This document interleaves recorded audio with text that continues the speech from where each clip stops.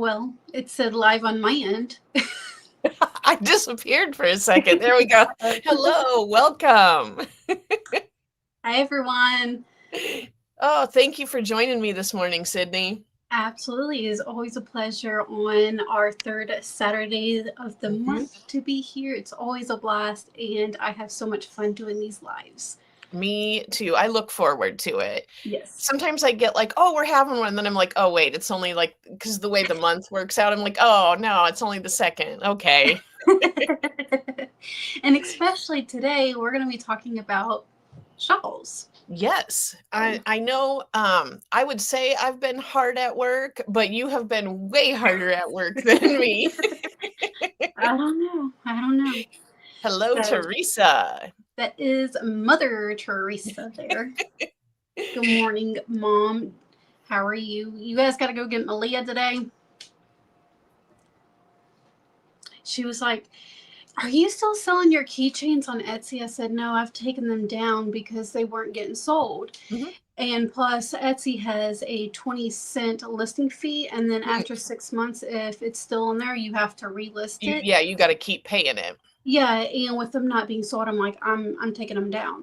So she's like, you still got them on Etsy? I said, no, but I do still have them. If like you can still buy them. Yeah, so she's like, well, send me pictures. So we were supposed to, but her mommy is sick and no one wants me.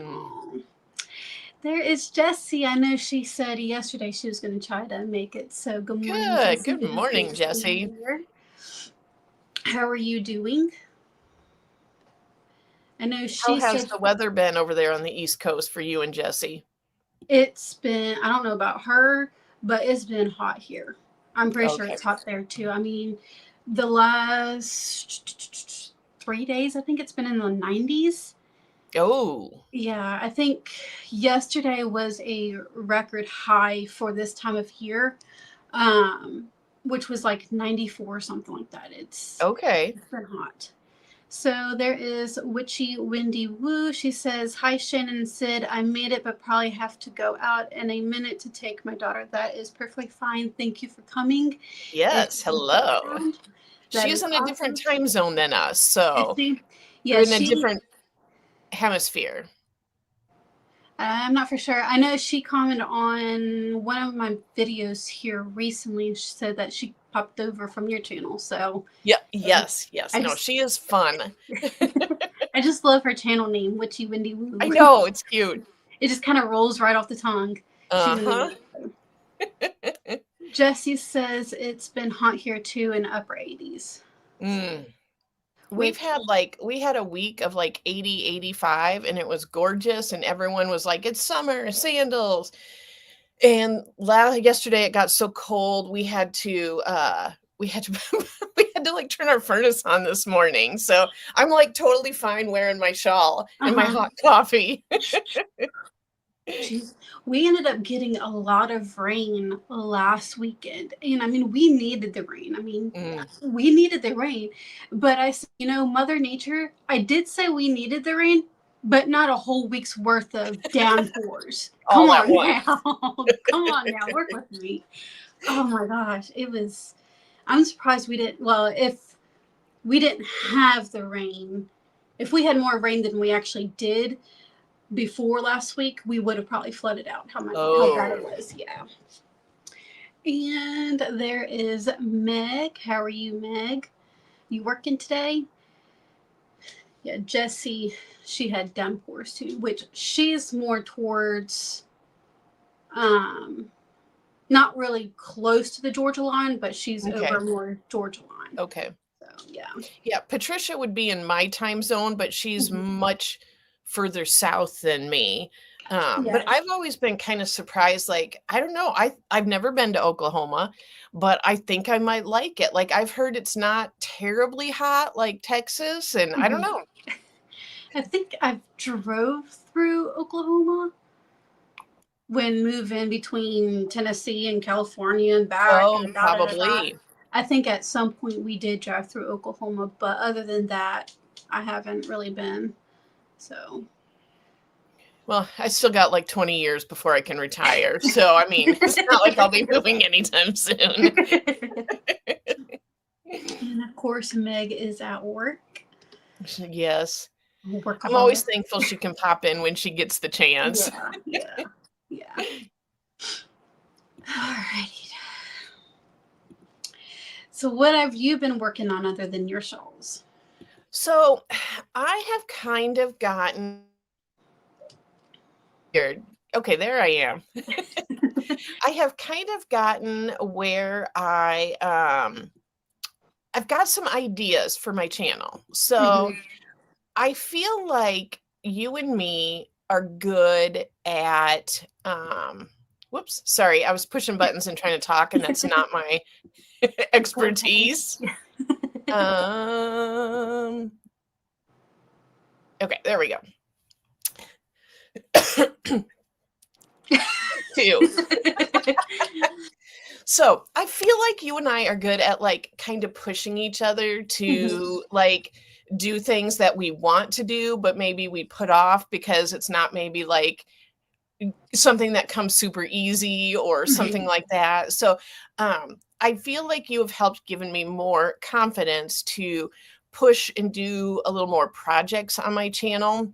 Okay. So I have my shawls and I have been working on this for a while and they were done, but I was like, I can't bring myself to film a video for them. So I asked Cydney, like, can we just do it on the live? I've got my blog post up. So you can check that out and I'll show those later on or whatever. But I am working on doing, I spent a lot of like time thinking, like, why am I struggling with these projects? Why do I get so excited about other projects? You know, like, what is that? And I really started thinking, like, I need to make projects for my channel that I want to wear and that I absolutely love. Not just like, oh, you know, this would be a good one for beginners, or this would be easier to film, like all of that. I'm just like, what do I love? Now, this could totally bomb and no one might watch it and nobody might like it, but I will still end up with clothing that I really, really like. There you go. I mean, it's just with tutorials, it's a hit and a miss. I know usually shawls do really, really well. I think cardigans do really, really well, and sweaters, stuff like that. Beanies are a hit and miss. Yeah. So I've done. We both kind of have like accidentally made a matching beanie, which I think is kind of funny. We have not discussed the patterns yet, but we each kind of made one and we're like, uh-oh. Yeah, the slouchy for yes. Yeah, okay. Yeah, because Shannon was telling me that she was in the works of making a slouchy, and I said, well, that's kind of funny because I've signed up for Battle of the Stitches with Heather over at Strings and Threads and Critters Crochet, Teresa, and I was like, because they do stitches, a new stitch per month with that.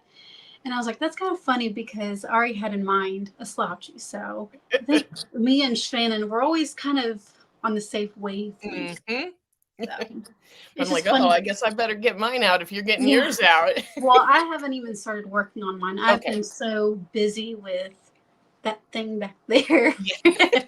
And it's just been, you know, like I was telling you earlier. Well, I'm definitely going to get that. I've got that camera holder thing that you told me to get from Walmart. So I've got that in my cart. I just need to get that ordered. And then I think if I have better equipment to do that, I think I'll feel a little more confident. But I have got so many projects that I just got so excited working on. And so I've got some yarns coming that are like nicer yarns. Well, that's the other thing. I decided I have all of these yarns that I've like gotten on clearance and are discontinued and you can't get anymore and things like that. And I'm like, oh, I can use those like when I'm making the design and coming up with it, and then I can get like a nicer yarn that is available, you know, for my main one. And then I'm like using my yarn instead of just staring at it. That's what seems obvious. Yeah, but that's what I did with the Obsidian Daydream is I knew that the yarn was discontinued. I wish they didn't discontinue it, but I was like, here is an alternative, and that's what I worked with in the tutorial. Which, let me see if I can get it over here. Yeah, get her in the shot. That is the Yarn Art Rose Garden. Let me see if there's a colorway on it. So the color is 301. And it's also the same yarn that I used for Mary over at Slow Crochet, her shawl. Oh, yeah. So it was just whatever I had left over. And then I ended up having to dig in my stash.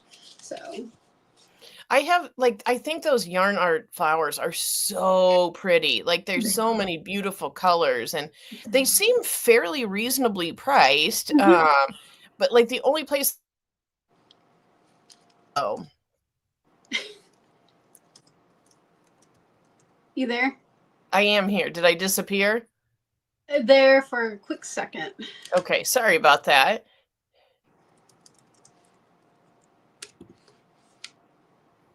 Hello, Trey. And Vima and Racine. Racine. I was in the middle of typing, everybody. But yeah, the yarn arts, I absolutely loved it.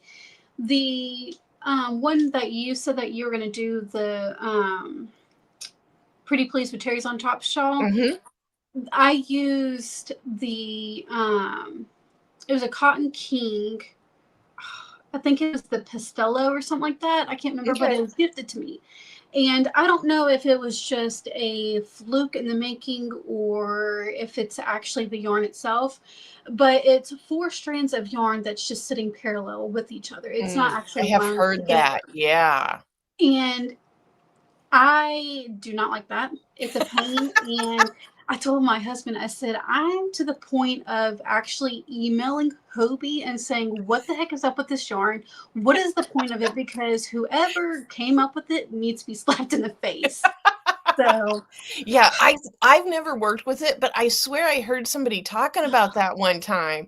And like, yeah, it can be tricky. It's a pain because like you've got to, or what I do is where they just sit parallel, they get knotted up really easy. So I kind of take my nail and I pull all the strings back to making sure it's not knotted, but you got to constantly do that unless there's some other way that you can get around that. But it's still it's like way more trouble than it was worth. Yeah, I'm just glad I didn't put the money out for it. Yeah. But yeah. I just made my first Hobie order and it wasn't a big one. I think I only spent like $25. But the shipping wasn't bad. It was $5. And I wanted to try out some different ones because I just hear everybody talking about it. But sometimes when I look at the website, I chicken out because a lot of things do seem pricey on there. Yeah. So I just started with some cottons that were on sale and just to check that out. So I'll be interested. I did not get any of those Cotton King cakes. Like there was a couple that were real pretty, but I want to say they were like $28 or something. And I was like, ooh. Yeah, when you can honestly get the yarn art, I think for the most part they have about similar colorways. Okay. But yarn art is so much cheaper. I mean, yeah, for the cake that I ended up getting, I think it was over 1,000 yards, but it was only maybe $13 and change. Yeah, that's not bad. No, and then I think I ended up getting free shipping on it too. So I mean that right there pays for it. So yeah. And Jessie says that she's working on the Obsidian Shawl and using art yarn for the first time. She loves it. She has colored 261. I have no clue what color that is. That's the only thing that gets me sometimes. It's like it tells you, like, it's good when you're ordering, but like it tells you nothing about it. Yeah. What color are you working with, Jessie? I'd love to know. And if anybody who is working on the Obsidian Daydream, I do have a Facebook page, actual community page, if you would like to share your projects on there. And there is a link down in the description box of this live, where I have links to all of Cydney's links down there. See if I can find it here. I don't know if you have. Yeah, I don't think you have me as a moderator. So I Oh, know okay. if You I need to drop a do link. that. I think if you're on your laptop, you might be able to click on my name and make me as a moderator. So, but I think that's how you do it. I think that's Okay. when I made Mama Winch and my mom won. I think that's how I ended up doing it. And No, there it is. says I can put you in timeout though. I might disappear if you do. I won't do that. I won't do that. So there is Katie. She said, "Did I hear Hobie Cotton? Love my Hobie Cotton, especially the 8.6 and 8.4." We were talking about the Cotton Kings. Well, I did order some of the Mhm. regular and I think it was like the 8.4, but I don't remember. Okay. And then Jessie said that the one that she's working with goes from white into different shades of blue. That's going to be pretty. I love my gritty yarns. I love them. Those are like my go-to yarns. I love the lighter weight yarns too. So when you get a gradient into a lightweight yarn, it's like Mhm. I'm in love. I'm in love. I'm still trying to figure out how to make you a moderator over here. Yeah, I know you can go into like YouTube settings and do it that way too, I but think I I mean, have you on there. I would pop up blue if in the Oh, chat if I was okay. and I had a Sorry. wrench. It's Hmm. okay. It's okay. I'll We can figure it figure it out. out. Oh, this Yeah, we'll is figure it not out. the first time this has come up. Yeah. No, it's okay. We can figure it out later. It's not that big of a deal. As Okay. long as you've got it in the description and maybe Yep. I can put the name. I think it's called All Things Crafts. Hmm. I suppose I could Google on my phone.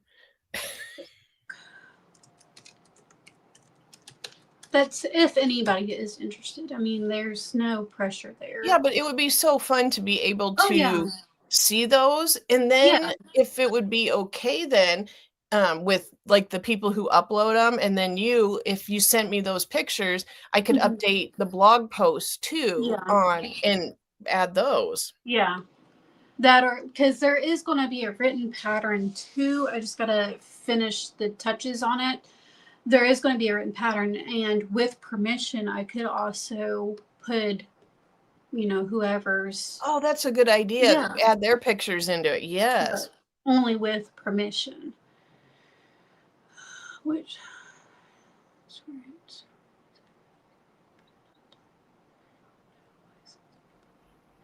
Yeah, it's very aggravating, Katie. I was finishing working with that yarn with the shawl. I ended up finally just tossing out because I just got so aggravated.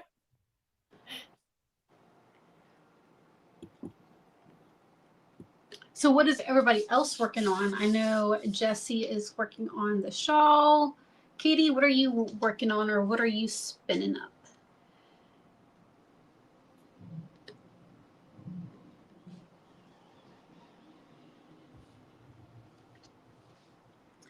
I've just been working on the shawl. I've got a little bit of yarn spun up here on my bobbin, which came out of my recent Etsy unboxing from my husband. I actually finally got the order, Katie, from Cashmere and Coconuts, or Coconuts and Cashmere, whatever her name is. And this was the Sea Witch that I got from her. It is absolutely gorgeous. It goes from like a bright green to like, I don't know, what would you call this? Like almost like a periwinkle blue or like denim blue. And then it feeds into a burgundy color. It is absolutely gorgeous. And this is Rambouillet, and Rambouillet is so awesome to work with. It is so soft. I know like a lot of people will use the Rambouillet in change of a like 19 micron merino or merino wool because it's so soft. It's so soft. Well, I Googled how to make someone a moderator on StreamYard, and I did not find the answer. So I swear to you, in 2 months, when it's my turn to host again, I will have it figured out. It's okay. No big deal. No big deal. So Katie said she's actually just started crocheting again. Finally, I have been missing it so much. Just finished a dishcloth. I want to make a set for a friend, and then I made a tombstone plushie. Awesome. You getting ready for Halloween? Because that's what I felt like my husband was doing when he got me. He got me the Sea Witch, and then it's up there, but he ended up getting me some yarn that was called Wicked, and I'm like, what are you getting ready for Halloween? I mean, it's not even summertime yet. What the heck? But I think we just hit like the, because I had gotten an email from Hirschner's where they were doing like sale stuff, and it was halfway to Halloween. Like we hit the halfway in the year mark to Halloween. So I guess people are going for it now. Well, I went into our Hobby Lobby, and they already had fall and Christmas stuff out. Yeah. What the heck? I told my husband, I said, they might as well just put like a section in Hobby Lobby. Just permanent. Yeah, permanent. That way it's not, you take it down, and then within like 4 months, you got to put it back up, put it all back up. It's like, you get nowhere with that. I mean, it's ridiculous. Yeah, that would be super annoying if you worked there and you're like, all right, yeah, doing this again. Patricia said that she's into making bags. Ooh. Ordered marker splash to make a beach bag. Love using the Berna maker. Yeah, I think that's a cotton one, isn't it, Patricia? I haven't used it before. Are they like, is it a bigger amount? Sometimes I hesitate buying cotton because, like, you look at it online and then you get it and it's like this big. Yeah.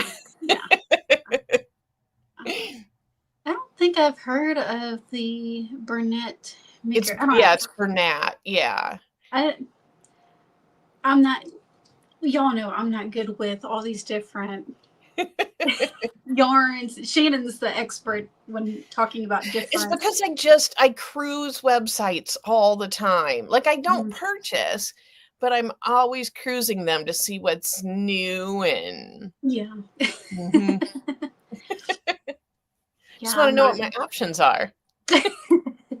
Yeah, I'm more of like, I'll scroll through Instagram mainly. It's like, ooh, that's pretty and that's pretty, but it's from not name brand people. It's people who have their own website or Etsy shop. There's one, I cannot remember her name. I think it's something to do with socks, but she makes such gorgeous hanks.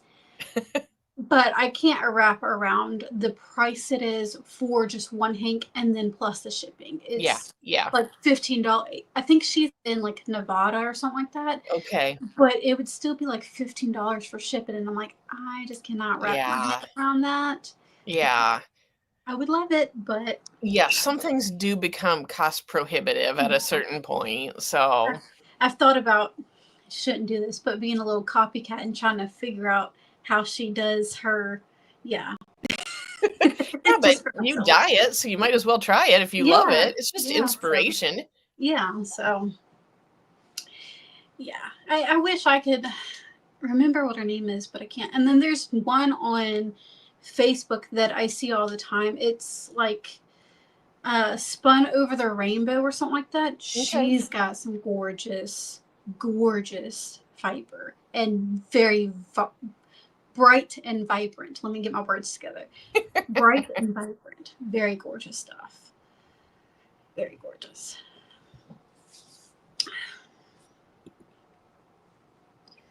Yeah, the price, that shipping, I can pay the price for the yarn, but when it comes to shipping and Mm-hmm. it's outrageous Yep. amount, it's like, okay, that's when I kind of steered the other direction. There we go. Yeah, that is hard to, I mean, if it's adding an extra $10 or $15, it's like, ugh. Yeah. It's just so expensive to mail stuff. Mm-hmm. Yeah. That's why I do the like Shippo, where I can buy the tag online and then just ship it out, because I think it's like 40% off of what the price is at the post office. I think it's like 40 or 50% or something like that. It's a percentage, but it's Okay. so Will you much send me a cheaper. link to that? Yeah, I will. I know a lot of people use like Pirate Ship, Shippo. There's a few of them out there. Okay. But I just found Shippo, and that was the first one that popped up. So I said, okay, sure. We'll do this. Yeah. So yeah. Well, if you don't care, I will just kind of chat for just a quick minute about. Sorry, I wanted to get back over here. I should have done this before I started talking. There we go. So I do have on my blog at shannontalksyarn.com, I have my pattern. I uploaded it. This is the first time I have put a PDF onto my website. So if for some reason it does not work when you go to download it, please just email me and let me know it did not work. But I think it should. I think it should. So I've got a couple pages talking about the yarn that I chose, and there are so many colors of this palette yarn. It's just Peruvian wool. It's just nice. It's got a good squish to it. Good stitch definition. It is a fingering weight, so I love it. But I've got like some info on the yarns. I've got links to everything I used. And then at the very end of the pattern, I do have like one printable page that's I think we lost her there. Yep. There we go. Lost you there for a second. Yeah. So yeah, I mean, it's like downloadable, but then there is one printable page where you won't use up all your printer ink for that. But I did one in a solid because this was my original one I was practicing on. It's very, very simple. I'm sure everyone on here can do it. Like you don't even really need the pattern if you are not a beginner. If you are like intermediate or even an advanced beginner, you'll be able to do it. It's just a regular corner to corner. So super fun. But I did a couple different variations. I made a teal one for myself, just very simple with this gradient. I went with the teals value pack that they had. I have that link. So I didn't have to choose the colors. They just came out well on their own. I didn't have to worry about screwing that up. The solid one, you get the biggest shawl because there was no need to color control on this one. So it is a little bit bigger. This one had a little bit of yarn waste, but not a lot, just because I was color controlling. You wouldn't have to, but I like the stripes to be even. So I am keeping this one for myself. And then I had asked my daughter to. You didn't hear me. You didn't hear me, did you? What? I said, no, you're giving that one to me. I should. It's your colors. No, I'm kidding. I'm totally kidding. So then I had asked my daughter to pick out one, and there was like, it was called reds and pinks. And so this is the colors that it came in. And I just did this one a little bit, with a little bit more gradient. So alternating the lines so it goes up a little more. This one did have the most yarn waste just due to the color controlling, but it is still quite big. And it's nice and warm because of the wool, but they do have, I want to say, Knit Picks and We Crochet, they're the same company. We Crochet has a way lower free shipping threshold though. It's like $40 where Knit Picks is like $70. So I kind of like to order from We Crochet. Yeah. but they have, I want to say there's like 140 colors of palette yarn. So if it's something where you are looking to do like a lot of color work, it is a really good one to work with. And I think that these bundles were like 20 or 25 bucks is all. So it really, I didn't think it was bad. But yeah, I just thought they were fun, and yeah. It's on the Now, blog if you want it. So now, what's the name of it? So people know. I never came up with a really great name. I'm just calling it a gradient shawl. Gotcha. Okay. Yep. Now, do you work from like, I'm guessing bottom up? Yep. Okay. Yep. So And like if you were a really short person or a really tall person, you could modify that. You could use 4 balls of palette, or you could buy a couple extra. I had thought it would be kind of neat if I would have gotten like a creamy vanilla color to go like yes. on the end, but Yeah. I didn't think about that when I ordered it. It happens. And Caroline is saying it's like a corner to corner. Mm-hmm.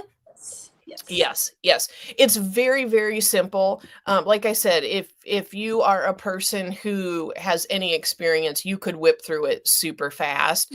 I just kind of I put the instructions down if you are a beginner, and then I did put down like my variations, so you can see like how many rows of this color, how many rows of that color. But yeah, so Awesome. I'm yeah. so excited that you have actually released your first pattern. Yes. I'm so excited for that. I don't know, it is a little bit nerve-wracking. Like, it's like to put something out in the world. And I guess, like, I don't care if somebody's like, you're weird, or you talk funny, or, something like that. Because I'm like, oh, okay, whatever. I can blow that off. But for some reason, like actually putting like a product out there, I was like, ooh, I'm a little nervous.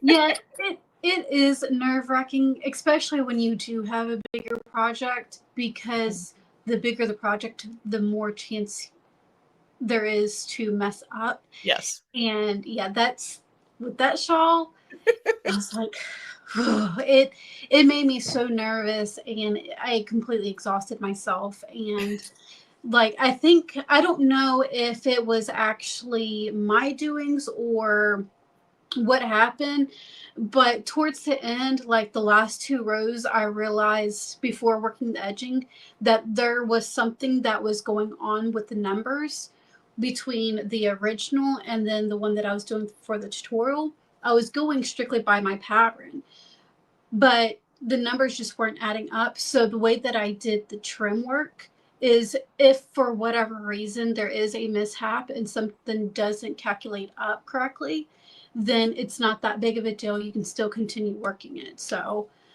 yeah.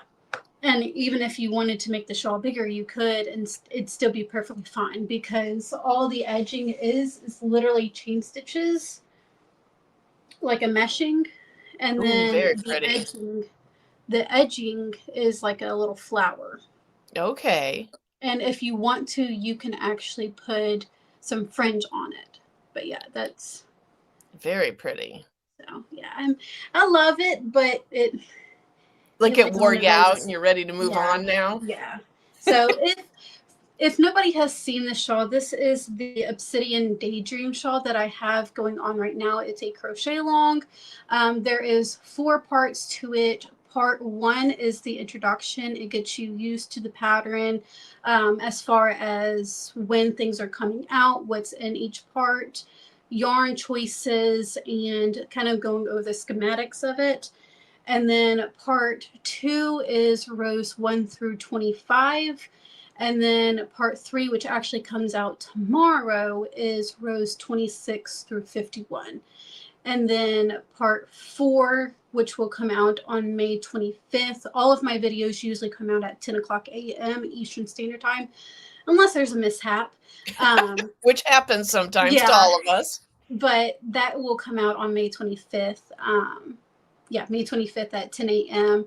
And I think there's only like 4 rows of it, 4 or 5 rows of the trim work. So it's kind of like take a break after Yes. that long period of time. So Mm-hmm. here is the shawl again. It's just got a little bit of a texture in it. It's got some meshing, some lace in it. And it is in a fingering weight yarn. I would say going up to a sport weight would be fine, but I really would not go any further than that because it is It would already be a huge, giant. it's already a huge shawl.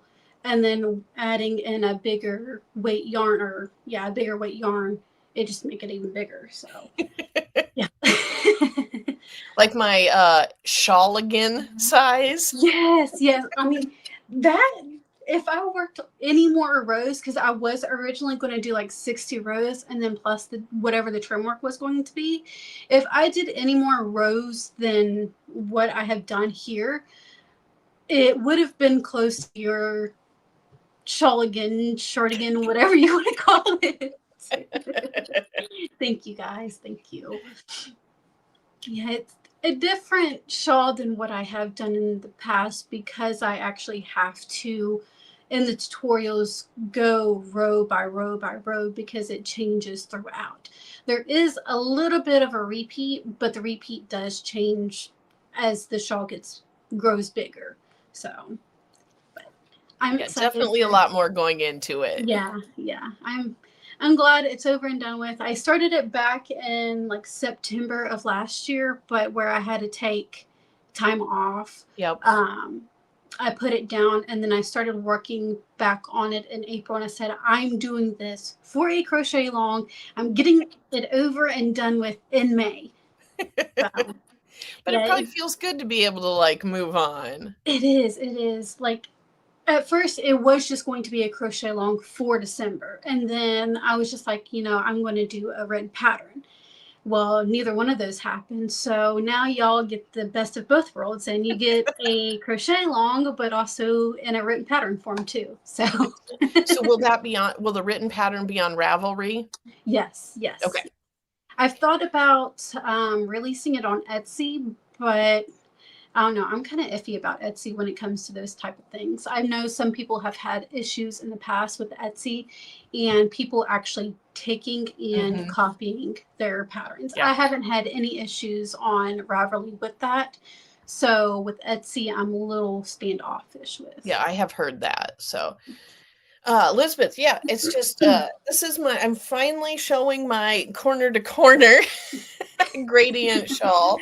So I have all the links on the website for it and links to the yarn and everything you want is on there. So thank you. Thank you for noticing. Now, that is a free pattern or Oh is yeah, it it is a free paid? pattern. Yep. Okay. Awesome, awesome, awesome. I keep disappearing, but we are having like crazy winds Mm, here today. And so I think it's probably has something to do with my weather. maybe, yeah. Yeah, I'm hoping my internet is standing up good from because where I've rearranged the craft room and everything. I know before when we first started doing these Mhm. lives, being in the same area, it just my internet Like your would, Wi-Fi yeah, wasn't. yeah. And so I moved my little cubby hole over across the room and it was doing fine. So Yeah, hopefully, but our internet has been just so these sketchy last, anyway. yeah, I don't know what it is. I don't know if it's the weather or if it's just the towers or something, but our internet Hmm. has just been ugh, these last couple of months, really. Yeah. Okay, Elizabeth's saying this that it's super windy where she is as well. She's a couple hours like kind of south of me. So Hmm. um but yeah, it's been bad. Like it just so I kind of feel bad for my husband. Like last year we've been working on our house for 9 years. Hmm. And he had this little area landscaped and he had planted me some lilac bushes and then dug up this area, put a bunch of mulch down and all this stuff, and put like some wood to, kind of enclose it in there. And Yeah. over the winter, like all the mulch blew out. And then there, like, how there's like that black it's kind of like a plastic cloth The type of fabric, thing. the garden Yes. fabric. Yeah. Yes. And that got just torn to shreds because of the wind. So last weekend, well, and then I should say, we had more rolls of the fabric that we had gotten on sale or on clearance, but they burned up in our barn fire. So, so he had to go buy a bunch more at full price. And then he spent last weekend putting all new of the fabric down and putting all new mulch down. And then we got crazy, crazy winds. And we came home from work on Wednesday and half of the mulch had blown out. And now today, like almost all of the mulch has blown out. And he even put up like a little lattice fence. And the fabric has like shredded. So someone that was in our office was telling us that they make mulch adhesive, like mulch glue that you can buy. You like mix it with water and spray it on. So I think if we're putting more mulch out, we're buying the glue. We're trying it. Yeah. So. Yeah. Yeah, I was thinking, is there even a way that you can keep that mulch from blowing out? But I think I want to say I might have heard something like that, but I mean, we don't buy mulch. It's just it completely, it's like all scattered all through our yard, and I mean it is gone. It is gone. Yeah. Jeez, that is absolutely ridiculous. And I do feel bad because he spent a lot of time and energy this weekend And probably and a money couple too. nights after Yeah. work working on it. Yeah. While I was inside crocheting. Wow. It happens. Yeah. Katie says, oh my gosh, we had winds like I've never felt before yesterday. It was so odd. Sun was out, clear, lovely. Then 20 minutes, it got dark. Tornado touchdown, chaos, and then clear and sunny again. That's crazy. I did see where in Kentucky, was there a tornado that touched down in Kentucky? Oh. I know my brother, he's a truck driver, and he was in somewhere in Kentucky, and he ended up having to pull off to the side of the road. And I think he was on a tornado warning. Okay. Tornado warning or watch. I can't remember exactly what he said, but yeah, I was like, geez. The watch is less severe. The warning is like, the watch is like, you might be in danger, be aware you could be in danger. And then the warning is like, you need to seek cover. I always get them confused because I know. I feel like, you know, a watch is there is one and we're watching it versus a warning is, you know, hey, there's a chance that there could be a tornado versus a watch is I totally see what you're saying. Yeah, Yes. that's why I get confused because to me that makes more sense. Yep. But I just live here on Earth and I don't make the rules. I don't think any of it does. And no, Katie, I am not picking up each piece of mulch. It's like, come on now, scattered, and it's in like every like nook and cranny around the foundation, and it's like it is. You'll feel like you're going on an Easter egg hunt. Yeah. Oh, for sure. Yeah. Oh, so Elizabeth said it was devastating. It hit their Oh. I hope he's okay, and if he had any other family, hit his town, not his house. Okay. I read that wrong. I thought it said house, but it's still anything like that when it comes to a natural disaster. It's still very, very hard. It's scary, very scary. You just never know when the direction is going to change and how worse it can actually be. That's during hurricane season, even though we don't get directly hit with hurricanes very often, I still get very, very nervous because most of them do come up from Florida, and it's just, we don't know what to expect. So when you're talking about water, I have a little bit of fear of water. So I had a few years ago, right after I had my daughter, we went white river rafting. Oh. And we were at, I don't know if you've ever heard of it, but the New River Gorge in West Virginia. That's where we were at. But it had just got done raining quite a bit. The river was up, I think, I think it was up 5 feet Oh, than what it normally was. And then on top of that, the current was like 17 miles per hour. And in water, that is yeah. very fast moving. And so they had like this little area that it was more calm water that you can jump off a rock. Well, me always being a good swimmer and, thought that I was going to be fine, we had life vest on. Is that what they're called? Yeah. Yeah, Yeah. we had those on, and I never actually swam with one on because I never really needed it. Well, we had those on for safety, and well, I jumped in the water, and it was not strapped on me very well, and so I'm sitting there I'm trying to drown, but the float is like coming up underneath my head.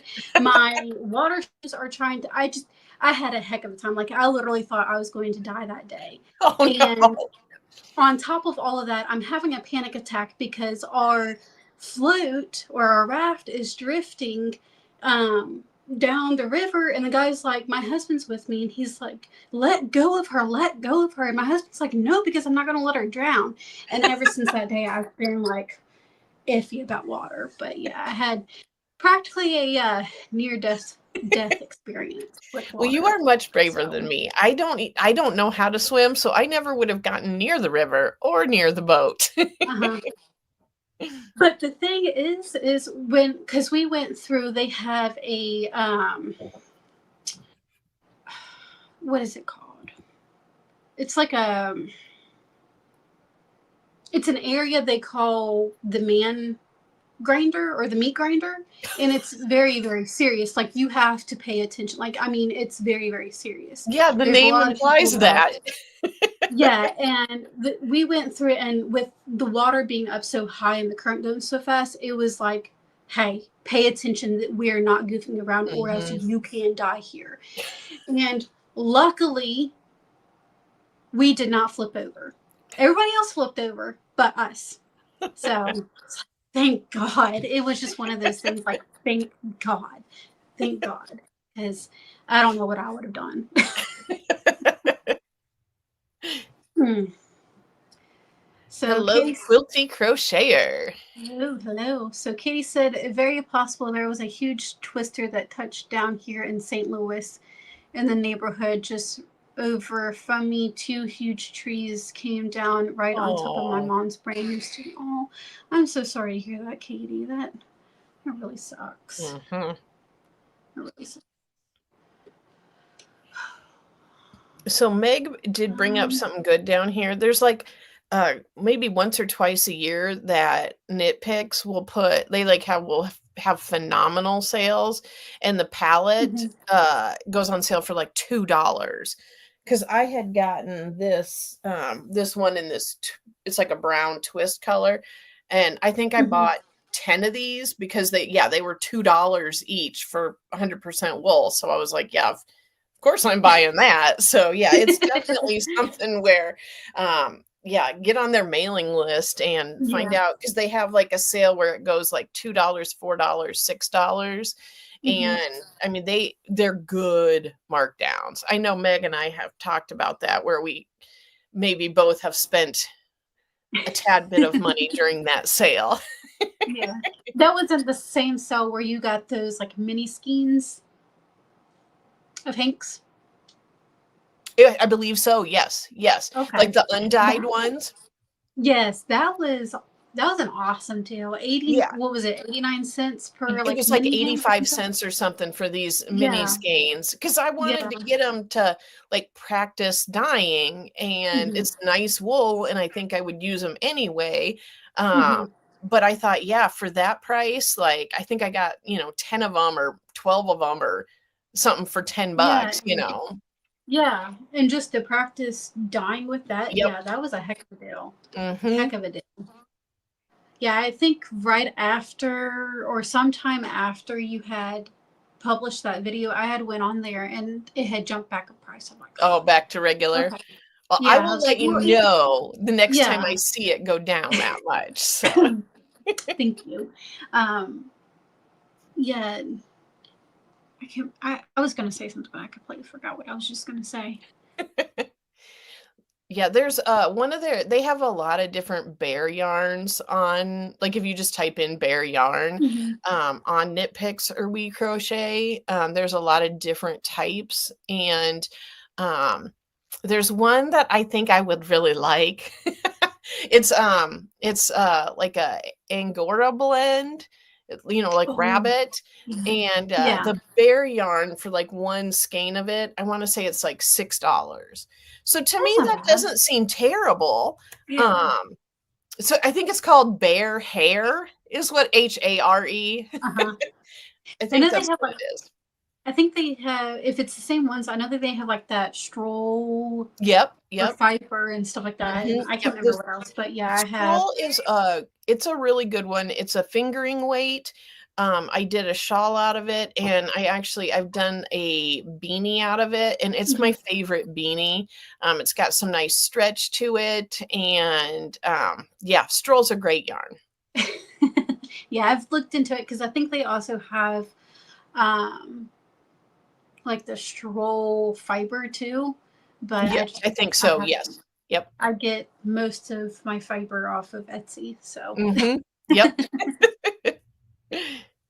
Oh, so hello Pam, how are you? She is currently balancing Mm, her checking account. that is never Okay. fun. That is No, never fun. nope. Unless you're seeing if how much extra money you have for yarn, Yeah, then maybe. yeah. So Katie said, "Ooh, Knit Picks has some amazing fiber too. Their gloss fiber is one of the only wool silk blends I actually enjoy spinning." It's Hmm. yeah, that was another one that I remember saying is their gloss, but Mhm. it's been so long that I don't remember all that they have. But yeah, I So, remember the gloss yeah, blend Katie, one. I do think the palette is nice to work with. I feel like if I had any complaint, which I don't, but if I were to have a complaint, um, I do think that if you are a person who is a Susan Bates style hook user, you would be better off using a rounded boy style hook, because it could get a little splitty, but it's not bad. And then the only other thing is maybe my hands got a little dry using it. Maybe, but not like bad. It was Probably. also Yeah. cold out, but I did Mhm. think that, but I also made 3 of them back to back to back. So, but otherwise, yeah, definitely use it, Katie. I think it is a great value and a good product and very economical. And you said that was Peruvian wool? Yep, Peruvian? Peruvian wool. Yep, it's and like I said, I think there's like 140 colors. So if you can't find one you like, That's that's on yeah, you got you. a problem. Yes. Yeah, you got a problem. Jane says, "Hello, ladies. New here. I am having an extremely hard time with the shawl pattern. Where can I find someone to help me? I am an advanced crocheter. This only has a chart." Well, you can email me. I'm pretty good at figuring charts out if you would like, or if somebody else as well wants to offer. I mean, I'm down to help. I love helping whenever I can and where I can. So I'm I going to put my should email. have Sydney's email down in the description box. You want me to type it in here? I got it. Okay. I'm like, Thank I you, think though. I've emailed you so much I can do it by heart now. Yeah. It's Yeah. Sid the Kid 430, right? Yep. 43098. Yep. Yep, there we go. Sid the Kid. Yeah, that was my nickname in high school was Sid the Kid. I had a friend. She just kind of came up with it, and it stuck, and that's I what like everybody it. just started. So everybody just started calling me was Sid the Kid. So I like it. yep, yep. I So only ever had one nickname, and it wasn't like a nickname. It was like something super annoying, and I, sh- I, I shouldn't even say it, but I'm just gonna. So when I was in like, I don't know, maybe first or second grade, the stupid movie E.T. came out. And uh I huh. say stupid movie because the kid's name was Elliot. And guess Uh what huh. my last name used to be? Elliot. So all I heard for years was people going, Elliot, to me. I hated that stupid alien. Well, I mean, my maiden last name is Poindexter, so Oh, just the names people would come up with that yes. last name. Yep. Like it was Point Finger, Pond. My history teacher, he did it on purpose because he knew it annoyed me, but he would call me Pondexter, and I'm like, I'm gonna pond you if you don't quit. And then there was just some other names that I can't really say on here that some of the guys at school used to call me with that name. So yeah. Why are Yeah, last it names was. so difficult to have? Do what? I said, why are last names so difficult to have? I don't know, but yeah. Oh, okay. Pam is saying that I don't have a good link. Okay, I will. Let me figure out how to add that here. So, Cydney, start talking. Well, I don't know what to talk about. Jeez, put me on the spotlight, why don't you? Otherwise, you're going to see me going you'll just see me going at my screen. Well, what do you guys want to talk about? We talked about what each other was doing as far as crocheting. So, okay, we'll start there. Does anybody have any plans for the weekend? I know we've talked about there's a rodeo that is somewhat around us that we're talking about going to. We haven't decided yet, but my husband has been begging to go fishing, so we might go fishing tomorrow. I don't know. The heat is what gets to me. I don't do very well with the heat. And so we'll see if we actually go fishing tomorrow. If so, it's going to be early in the morning. We don't catch anything anyways. We just catch limbs. So, and there is it Asia or Asia? Asia? Is that how you say your name, Asia? I had a friend in high school. Her name was Asha, and I think she spelled your name about the same.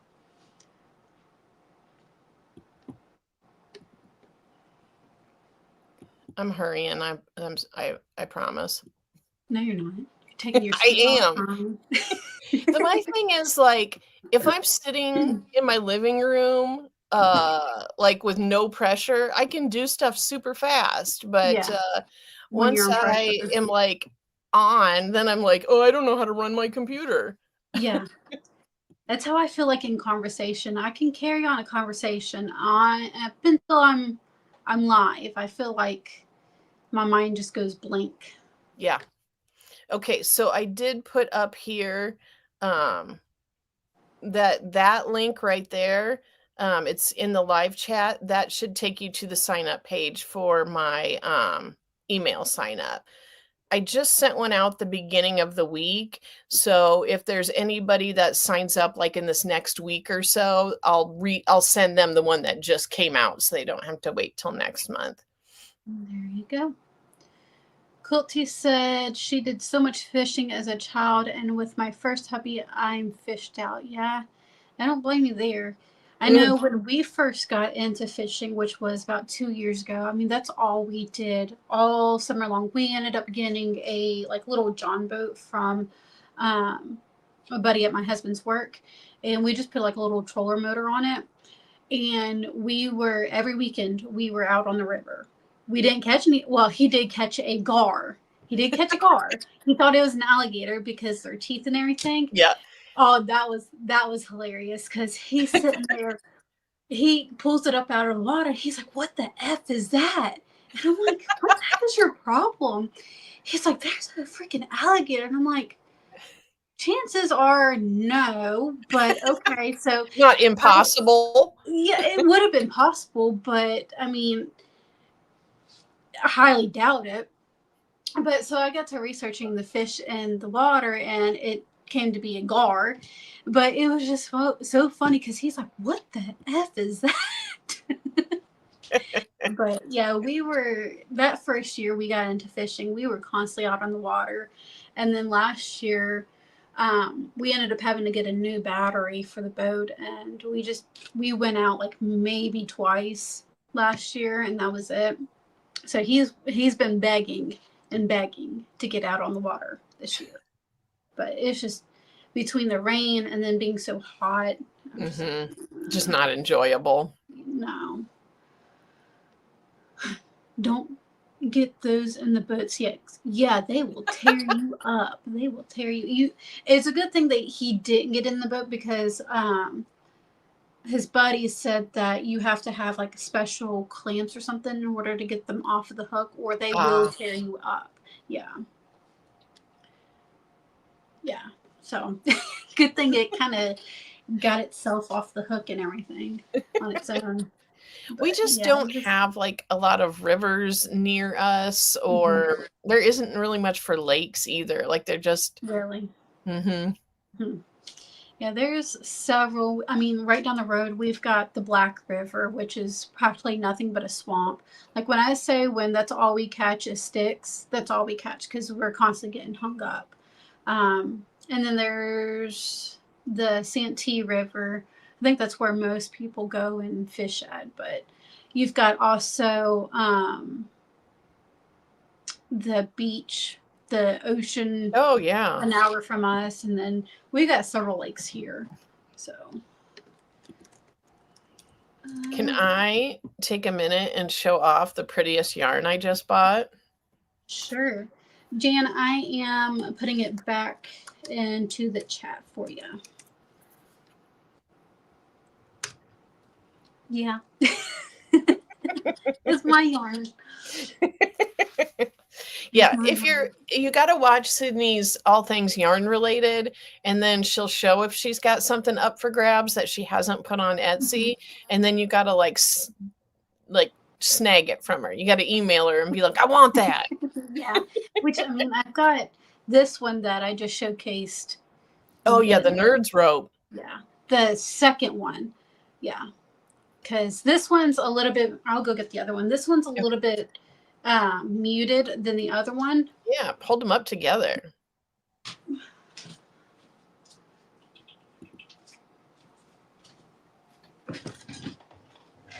So this is, where am I at? There we go. So this is the first one that I did, and you can see the brightness. Oh, yeah.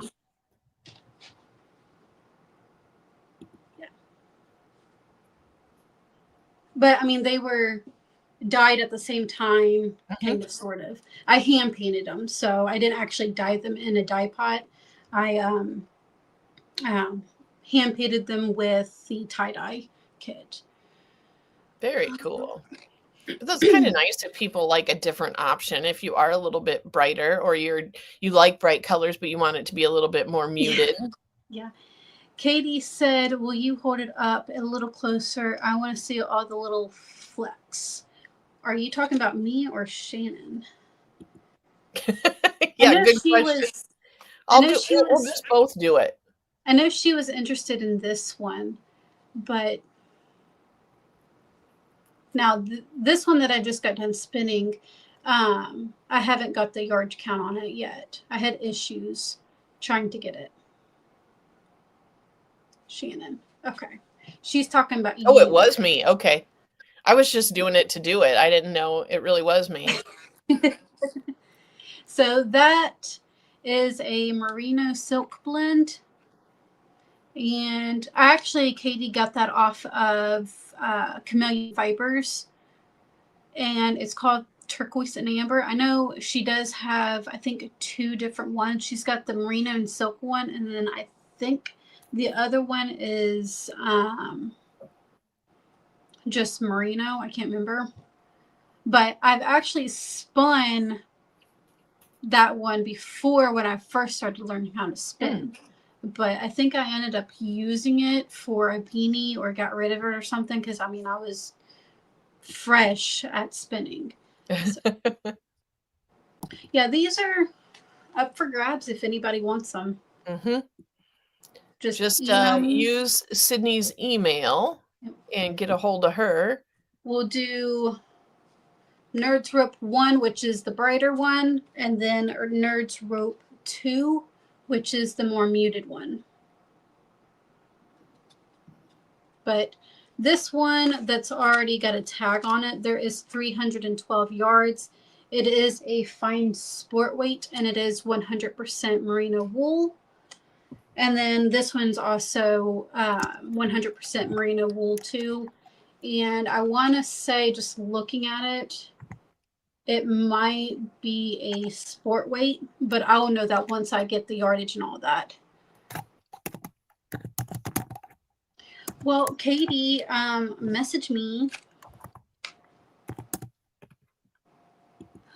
She said, yes, I am interested in that one. I'm waiting for money, and if it's still available when that happens, I totally will get it. I'm so sorry. No, it's okay, Katie. I mean, I completely understand. I get financial situations and all of that happen. So don't ever feel sorry when stuff like that arises. So I completely understand. Completely understand. And then the one that I've got on my bobbin right now, this one will also be up for grabs too. Ooh. Which is the Sea Witch. Nice. And that's Rambouillet. I love saying Rambouillet because it makes me feel fancy. To me, it reminds me of creme brulee. Yeah. Rambouillet. Yeah, I've got some Rambouillet back there that I got back in September that I wanted to dye with it, but I haven't gotten there yet. So, but that one's We always have such good intentions about getting stuff done, and then you're like, how did a year pass and I didn't do what I set out to do? Yeah, but that one is going to be for me. For me. I'm going to dye it for myself, and yeah. Excellent. You should. Yeah, and then I do have a few others that are up for grabs if anybody's interested. Bring them over here. I've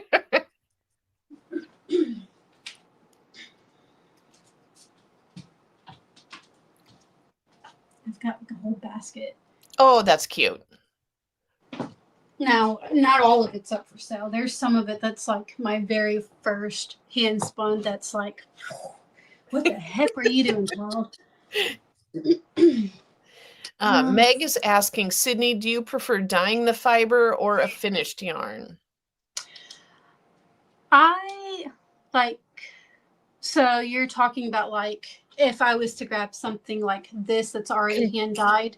No, I think she means like, would you rather get like undyed roving, or would you rather have like bare yarn? Which do you prefer dyeing? Fiber. Fiber. Just because, for one, I like the look of the fiber when it's dyed, but for two, I can kind of manipulate it in my own way to get it to do what I kind of want it to do. Like if I wanted more gradient, that's what I could do here. Actually, I think what's going to happen with this one is it's going to be a gradient yarn. Now I could turn it around and start with the burgundy first and then finish off with the green instead of finishing off with the burgundy, and it'd have a different look to it. It would be more like a barber pole look. Okay. Yeah. So there's just a lot more options when you're dyeing your fiber compared to yarn that's already spun. I feel like yes, but also you can also do a lot with dyeing yarn as well. Because I mean, you can add specks into it. You can do also a gradient if you want. You can also do your own self-striping. I mean, there's just so much that you can also do with dyeing yarn. So, but I do like dyeing fiber more than I do yarn. Interesting. Do you have to be more careful about felting the fiber, or is it about the same? You do have to be more careful with fiber than yarn because you've got to think this is all kind of opened, and if you kind of agitate it too much, then it can felt very easy. Plus the temperatures is mainly what you have to look out for, is the temperatures when you are dyeing your fiber. You don't want a drastic change in temperature because that will melt it. Now with yarn, I've had drastic change with yarn, and it hasn't belt, but you still have to be careful. So yeah, but definitely you do have to be careful when working with fibers, because where they're already kind of opened, and agitating them too much or a high temperature change can cause damage or belt. So And that would be disappointing. Put all that hard work into it and yeah, just end up with a giant glob of wool. that's when I had first started learning how to process alpaca.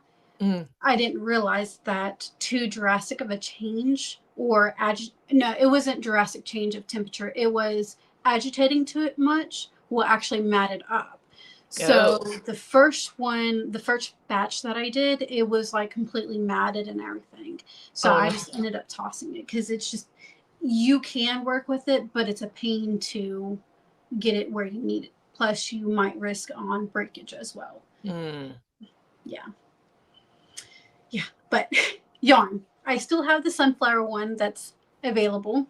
I still need to get it guarded. I have been slacking on that.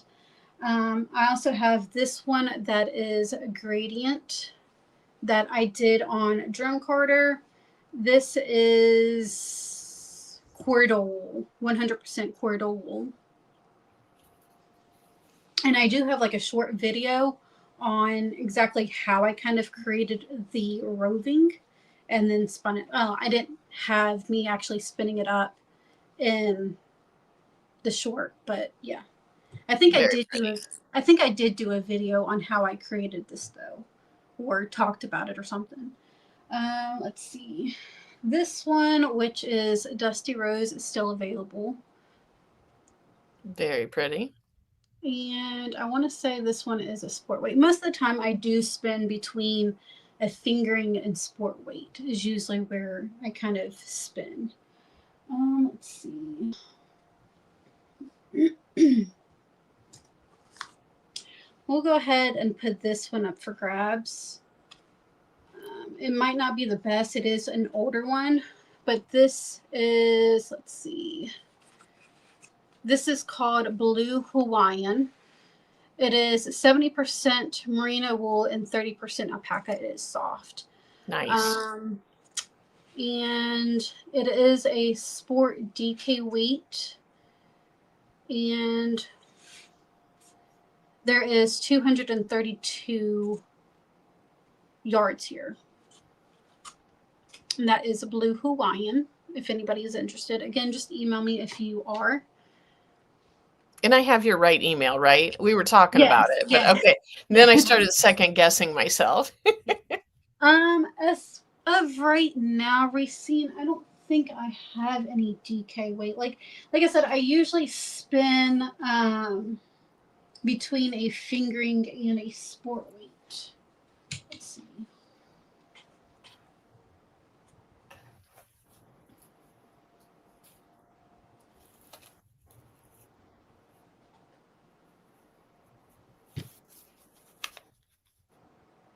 Now, this one might be a little bit closer to a DK weight, which is going to be called Metamorphosis. Very pretty. Yes. I think this one I bought from you, you have labeled like it's between a sport weight and a DK right here. She doesn't have any more though. I took the last one. Yeah, like sometimes when spinning, it's not 100% consistent. Yeah. So I do kind of put if it's like a light. Yeah, I mean, because you can. Yeah, I mean, you can see the thicker and the thinner, but that's just part of how it is. Yeah, and then this is one of the ones that I hand dyed last year. It's cotton. Oh, that was with the tie-dye kit. Was that harder to dye? I've heard that like plant fiber is harder to dye than wool. No, not really. I mean, you've got to get the right kind of dye. With cotton, you can use some tie-dye kits. Which makes sense if you're like tie-dyeing t-shirts, they're made out of cotton. Yeah, you can't use like the acid dyes like I use with the wool or the alpaca or whatever, you can't use that because it won't adhere to the cotton like it will the wool. You can also use right dye with cotton as well. Okay. But this one was with the tie-dye kit. And I think they actually have online. I can't remember exactly what, because I don't do a lot of dyeing with cotton. But they do have, I want to say, is it Dharma? Or you might be able to get Jacquard that's specifically for cotton. But yeah, you got to do, I can't remember right off the bat what it's called. But yeah, you just got to kind of do some research if you're into that. Let's see. Now there's this one. I think this is a alpaca merino blend. Very pretty. This is also one of the more first ones that I dyed. And I think this is also closer to a DK weight. But it's super pretty. I love how soft alpaca is. Yes. This is actually the first, I'm trying to think. The first one you've done? I think so. I think this was actually the first hank and first dye that I ever did. That's neat, though. Yeah, that's not up for grabs, but but just to share off. And then I think this one might have been the second one, which is also just 100% alpaca. Or no, this is Highland wool mixed with alpaca. Yeah. So yeah. Too hot for Meg in Florida. Yeah. I think alpaca is fairly breathable. I think. I don't know. I can't remember. I'm getting to the point where I'm like, and I'm trying to think exactly what I'm wanting to get rid of and still keep. Now this one, I had intentions of doing something with it, but I never did. I was going to make like a shawl or something with it, but that is 100%. And this one's not up for sale just because it's not 100% to my likings of selling. But this is, I think, acrylic. Huh.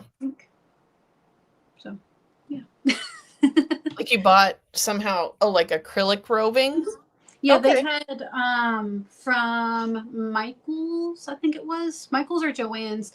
They had a clearance going on with some acrylic. I think no, one was 100% recycled polyester, and then the other one was 100% acrylic. Okay. So, yeah, but this one was the acrylic one. Interesting.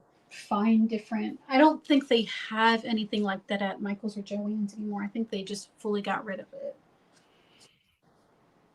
But I think that's about all that I'm willing to sell right now. There's also this one too. This has got some corridor wool and flax in it. Is that like a mint green? It's a chartreuse. Okay. Chartreuse, yeah. This was the Nightmare Before Christmas. Yes. Rolags that I did. Well, I was thinking it was definitely a little Halloweeny, so. Yes. Very cool. Even with the flax, I mean, it's still fairly soft too, and for it to be corridor wool. So, yep. Yeah, if anybody's interested in any of the ones that I've showed off, send an email and. Yep. I don't expect it, but if anybody's interested.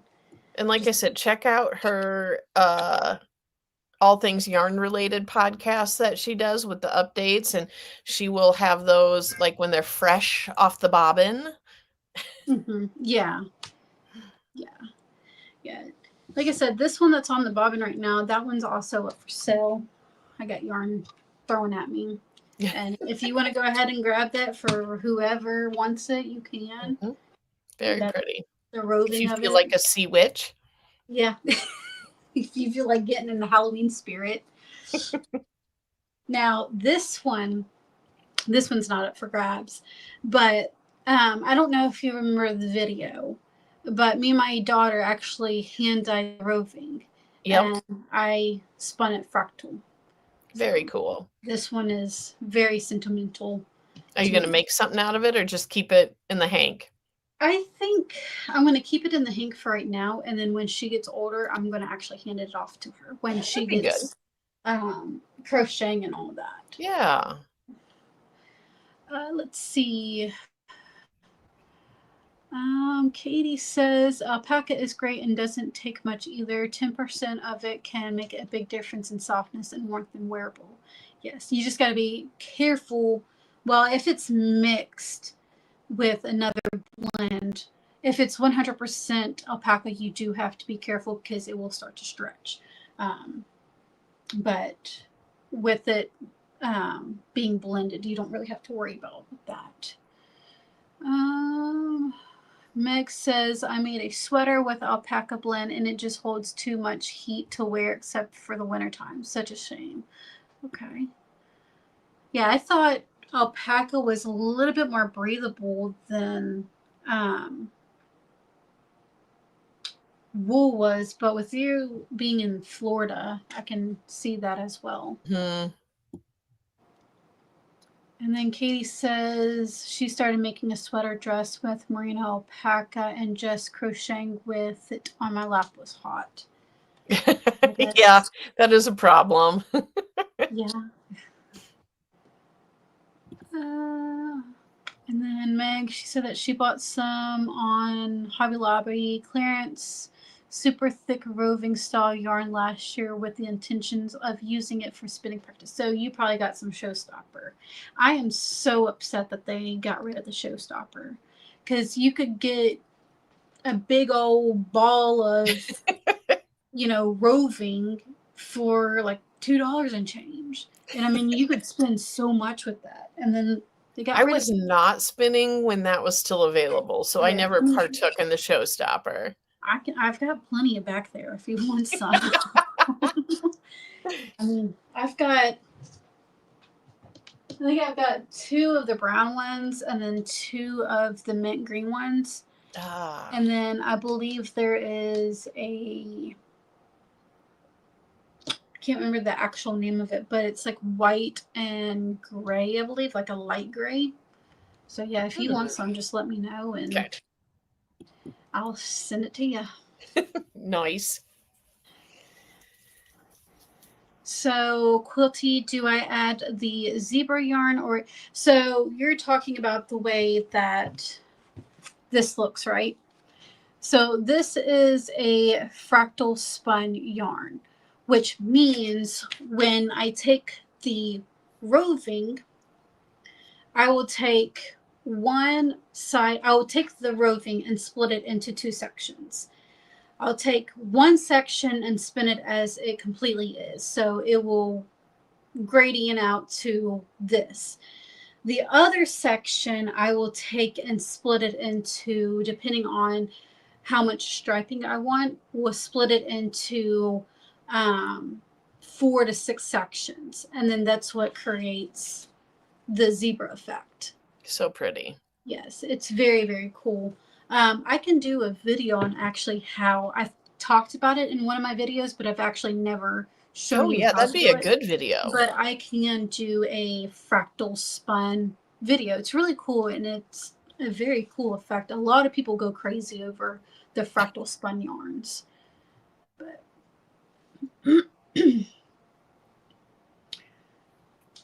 so Meg says she got a rainbow one and a mint green one. I don't remember we might have not had the rainbow one. So Katie says that there is Showstopper on Mercari. Oh, yeah. Yeah, always check those secondary markets for stuff you're looking for that's discontinued. Which I've thought about placing my yarn on Mercari because I know that they don't have a listing fee like Etsy does. And if I was to Oh. sit there and place every single one of these that I do have up for grabs and then future on Etsy, I would get nowhere. I would be spending more, Mm-hmm. than actually making money. And so that's why I've thought about signing up and making a Mercari account. Yeah. Well, I mean, that's something you can always, I mean, try it out. See, do an A/B test, which works better, you know? Yeah. Yeah. So, because I mean, my Etsy did good there for a little bit, but I also haven't been publishing like I probably should be, but it's slowed down way, Mm-hmm. way much. So, I don't know.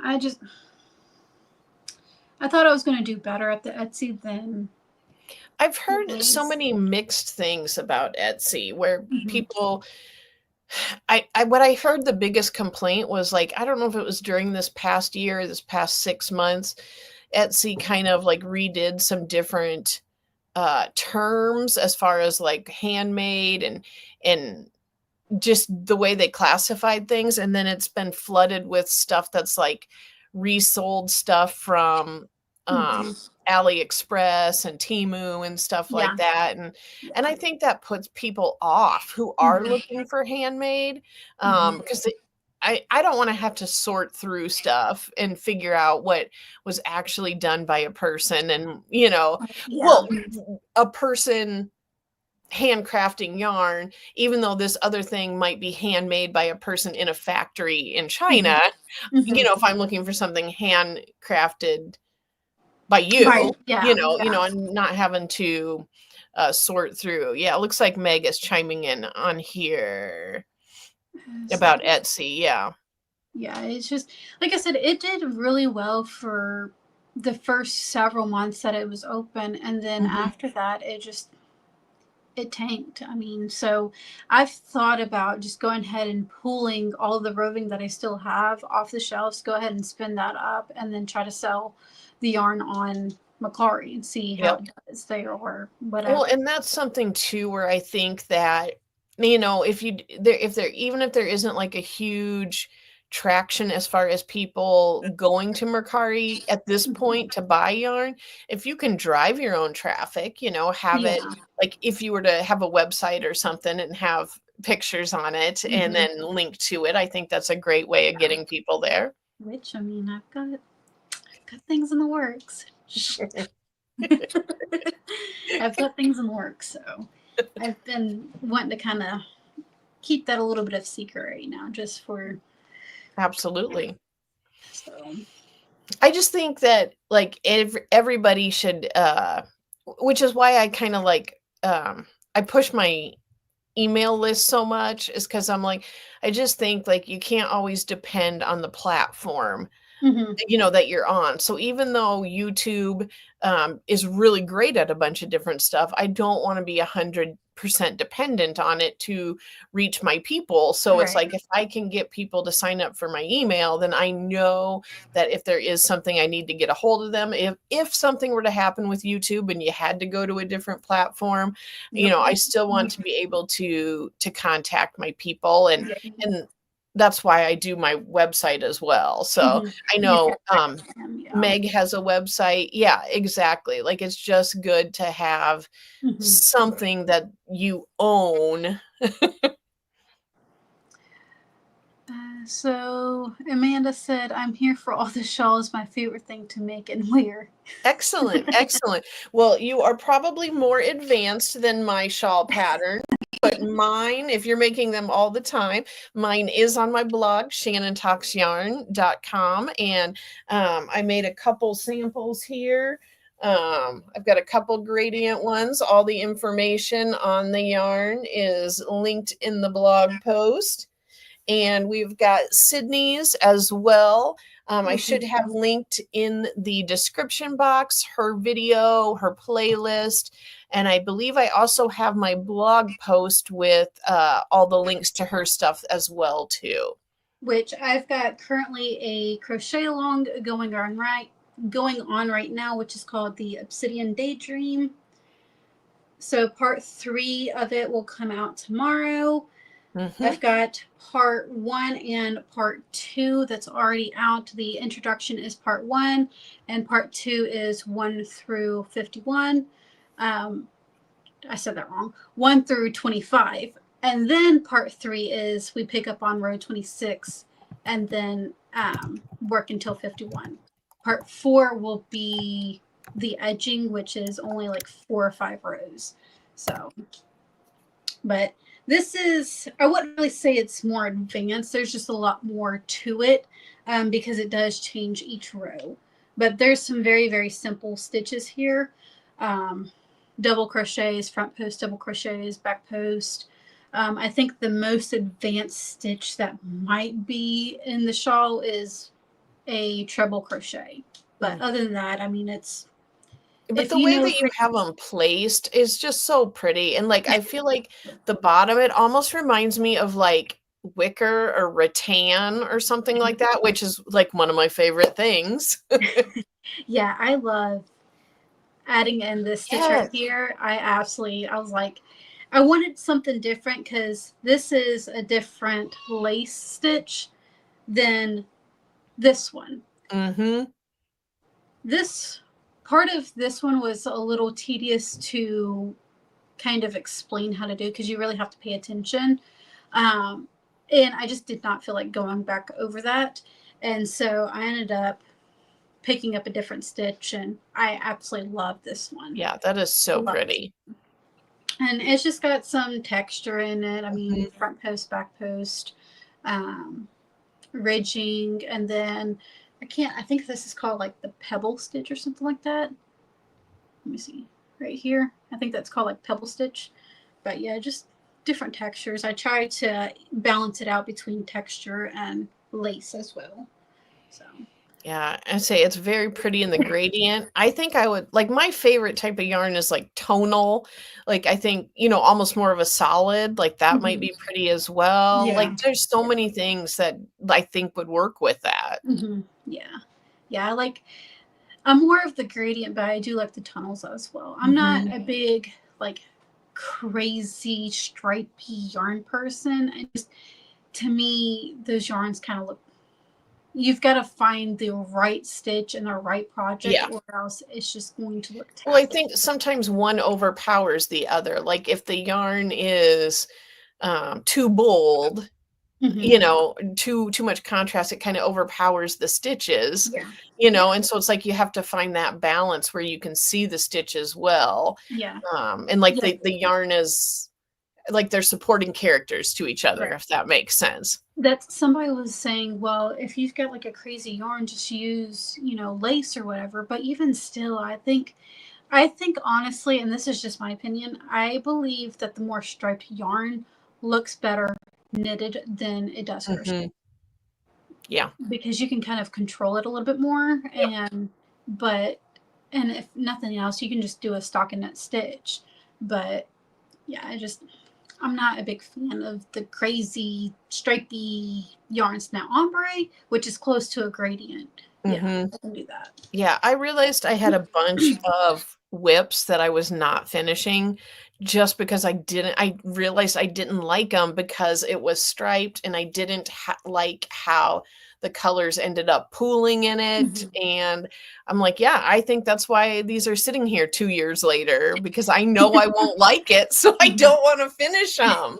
And like I said, there's a time and a place for lots of different things. But I just realized like on big crochet projects, I'm just not a fan of stripey. So Yep. Yep.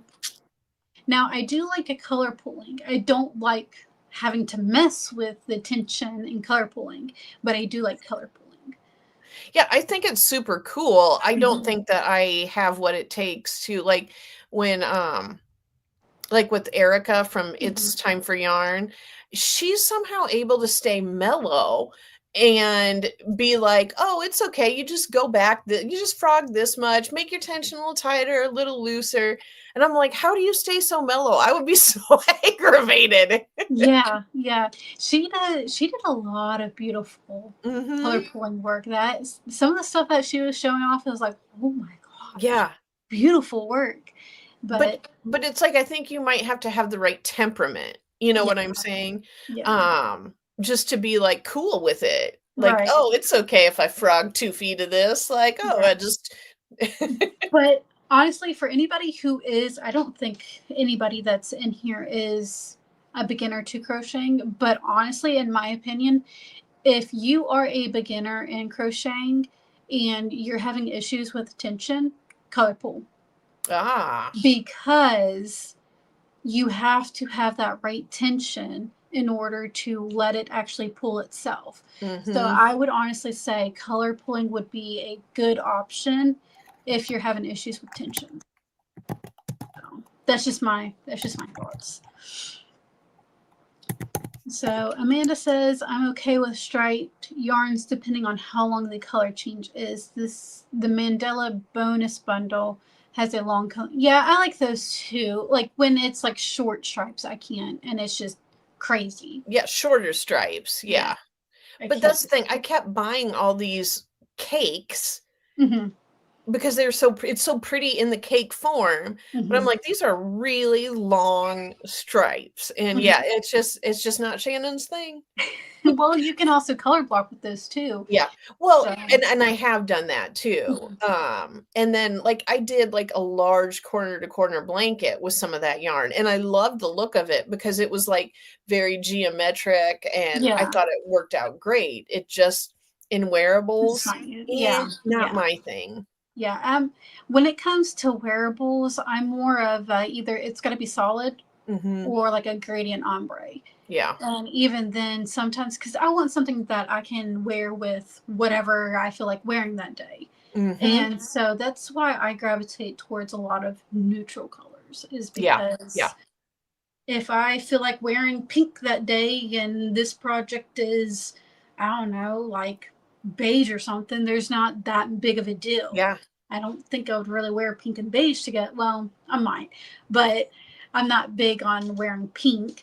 But yeah, I would definitely Mhm. um, put those two colors together versus if I had a blue shawl and wearing a pink shirt. I don't think I Yeah. would necessarily put those together. With the contrast, yep. Yeah, yeah. Well, I wouldn't say I necessarily go for all neutrals, but I Mhm. definitely have been picking yarns that are in the same, like, color scheme as I'm starting to try to just purchase clothes in. Gotcha. Not that I don't have other stuff, but just as time goes by, I'm trying Mhm. to buy both of those things kind of in the same color scheme. Gotcha. Yeah, which I mean that's a good idea too. Mhm. So, which I've thought about. I know I have in the books right now more so because I love decorating and Mhm. talking about colors and putting colors together and everything. I do have a video. I don't know when it's going to happen, but talking about how to actually decorate your house with Mm. fiber. So, Yeah. yeah, just because. I haven't made a lot of fiber art for my house, but Mhm. I have purchased so many, like, beautiful needle points and Mhm. stuff like that. I've thought about making a video just kinda showing all the different stuff I have found. Well, you did your camper. I did, you're right. Shame on you for lying. No, I'm just kidding. I forgot about it. But yeah, That I I guess that's just it was such a small enclosed yeah, area, it didn't seem, like, as intimidating, you know? right. I've done. I think most of what I do when decorating the house is for whatever reason table runners. I don't know Oh, what it yeah. is, but I love my table runners. But I also like doilies. Mhm. Um, I've done a few like cup holders, more sunflowers, for the kitchen. Um, Blankets is a good choice as always. I've thought about doing a pillow. I did a pillow for my mom years ago. Um, but yeah, I've thought about doing a video of how to actually decorate your home with Mhm. fiber arts, but actually making it look presentable and And neat. like Neat. modern, like not what we would think of like when we were a kid and went to grandma's house, Yeah. like yeah. Something more professional than just Mhm. here's a crochet blanket that doesn't go with any color choice of what's in the room, Yes. something like that. I like how Amanda says, "Does a hutch full of yarn in my living room count as decor?" I Guess love so. that so much. Could. I'm Could. putting that one up here. Could. I mean, if you really wanted to. Does my 5 whips I have going on just stuck in like one on my dining room table, one on the living Yeah. room. I Does mean, that it count? could. Mm-hmm. Yeah, it could. Jessie says that she remembers the camper video. Yeah, that was cool. I liked what Shannon did. It was fun. It really Yeah. was, and I don't know, I kinda like doing it because there was a lot of crochet, but I tried to make it I don't know what the word is, what I would say, not like gender neutral, but I wanted to make it like because it's just me and my husband, Mm-hmm. like, I wanted to make it like I didn't want the camper to be super feminine, I guess is what Mm-hmm. I'm trying to You say. just wanted it neutral. Yeah. Yeah, so I tried Balance. to make crochet that wasn't, like, girly and make it, like Yeah. Yeah. Yeah. Yeah. I felt like you definitely kind of had like a hippie theme going on, a Oh, for hippie sure, booking theme yes. going on. Yeah. I loved it. I loved what you Yeah. did. I'm like I was born in the '70s, but I somehow feel like, I don't know, I should have lived through them more. Uh-huh. Katie says, oops, cat's crawling on me. LO, I meant yes and yes. That's all decor. She said yes and he's. I was wondering what she was Mhm. yes and he's. What the heck is she talking But about? I don't ever think too much about it because I am notorious for, like, sending a text and then proofreading it, so I've hit Mm-hmm. all these wrong buttons, and then I'm like, "Oh, whoops. None of Yeah. that's what I meant." So I'm Yes. totally cool with typos. Right. Yeah. Sometimes I get so excited that I'll go ahead and press the send button. It's like, crap. I meant to kind of go over that, but it is Yes. what it is. Yep. Yeah. Yeah. That's the thing, you gotta know if you're getting text from me. There's just if you don't Yeah. understand it, just send me a question mark back. Do what? Do what? Yeah. Yeah. Yeah. I remember there was one time I kind of felt like I was in trouble with you or something because just the way you had texted me, and I was in the middle of driving, and I'm like, what the heck is she talking about? Because I felt like I was in trouble, but I can't even remember what it was. But I know I don't remember the text, but I remember the scenario because you were like, "I had to read that a couple times," and I was like, "Oh, no, that's not yeah, how I meant that." yeah, yeah. I thought I was in trouble. I was like, what did I do now? But I finally understood when I could actually focus on what you were talking about. Yeah, Yeah. Yeah. Never take anything at face value. Just yeah. take it lightly. Right. It's my dad and my brother trying to text them. It's like, do what? What the heck are you? Because they just don't. They're both truck drivers. Okay. Ah, They're yeah, both yeah, truck. yeah. But it just, you've got, I don't even like words backwards and sentences backwards. It's like, did you not have somebody from like the hills, the backwoods of West Virginia texting this? Because that is about what it seemed like. So, That is funny. yeah, it's just like, what So the earlier heck? when you were talking about doing table runners, Mhm. I had picked up a couple like older crochet books at the thrift store the other day. They're from the '80s, not like old. Mhm. But I was looking at one and there was a table runner, and I was like, I think I could do this and tell people it was a shawl. More like a Yeah, wrap, not like a yeah, triangle shawl, but like the wrap style. And I yeah. was like, I think I could pass this off. I think this would be And good. if you think about it, all a wrap is a table runner that's wider and maybe Yeah. more narrower, depending Yeah. on the table. But I mean, I mean, it seemed like it was kind of the same shape. yeah, I mean it is for the most part. Yeah, if you've got a rectangle table runner, then yeah. Is there It, banjo music accompanying the text? I, That's funny. you never know. You never know. There might be. I would so laugh right now if my brother was watching this and he sends me a banjo. I would so laugh. I would so. I felt like last month you did have a lot of family members pop on here. I did. I told my mom, I said, I felt like I was in a family reunion because I had my mom, I had my stepdad, I had my brother, I felt like I my was husband. intruding on your family reunion. Yeah. Like I And then I crashed had in. my husband in there. Yeah. Yes. But hey, I mean, all I can say is it's a good support system. So Yes. I Yes. appreciate it. But it was, my brother was just one of those like, huh, my brother's in here. Cool. Your mom says he's not watching. That's right. Y'all aren't getting Malia, so that's my niece. So are you with him right now, or is he still out on the road? He's out on the road. So Katie says her dad and brother play the banjo. That is awesome. I would love to play the banjo. Okay, he's still. I seen where he was in Kentucky right now, hunkered down. Okay. Do you play any instruments, Cydney? I don't either. I've thought about picking up the guitar just because I've always been interested in playing the guitar. I had a longtime friend in elementary school.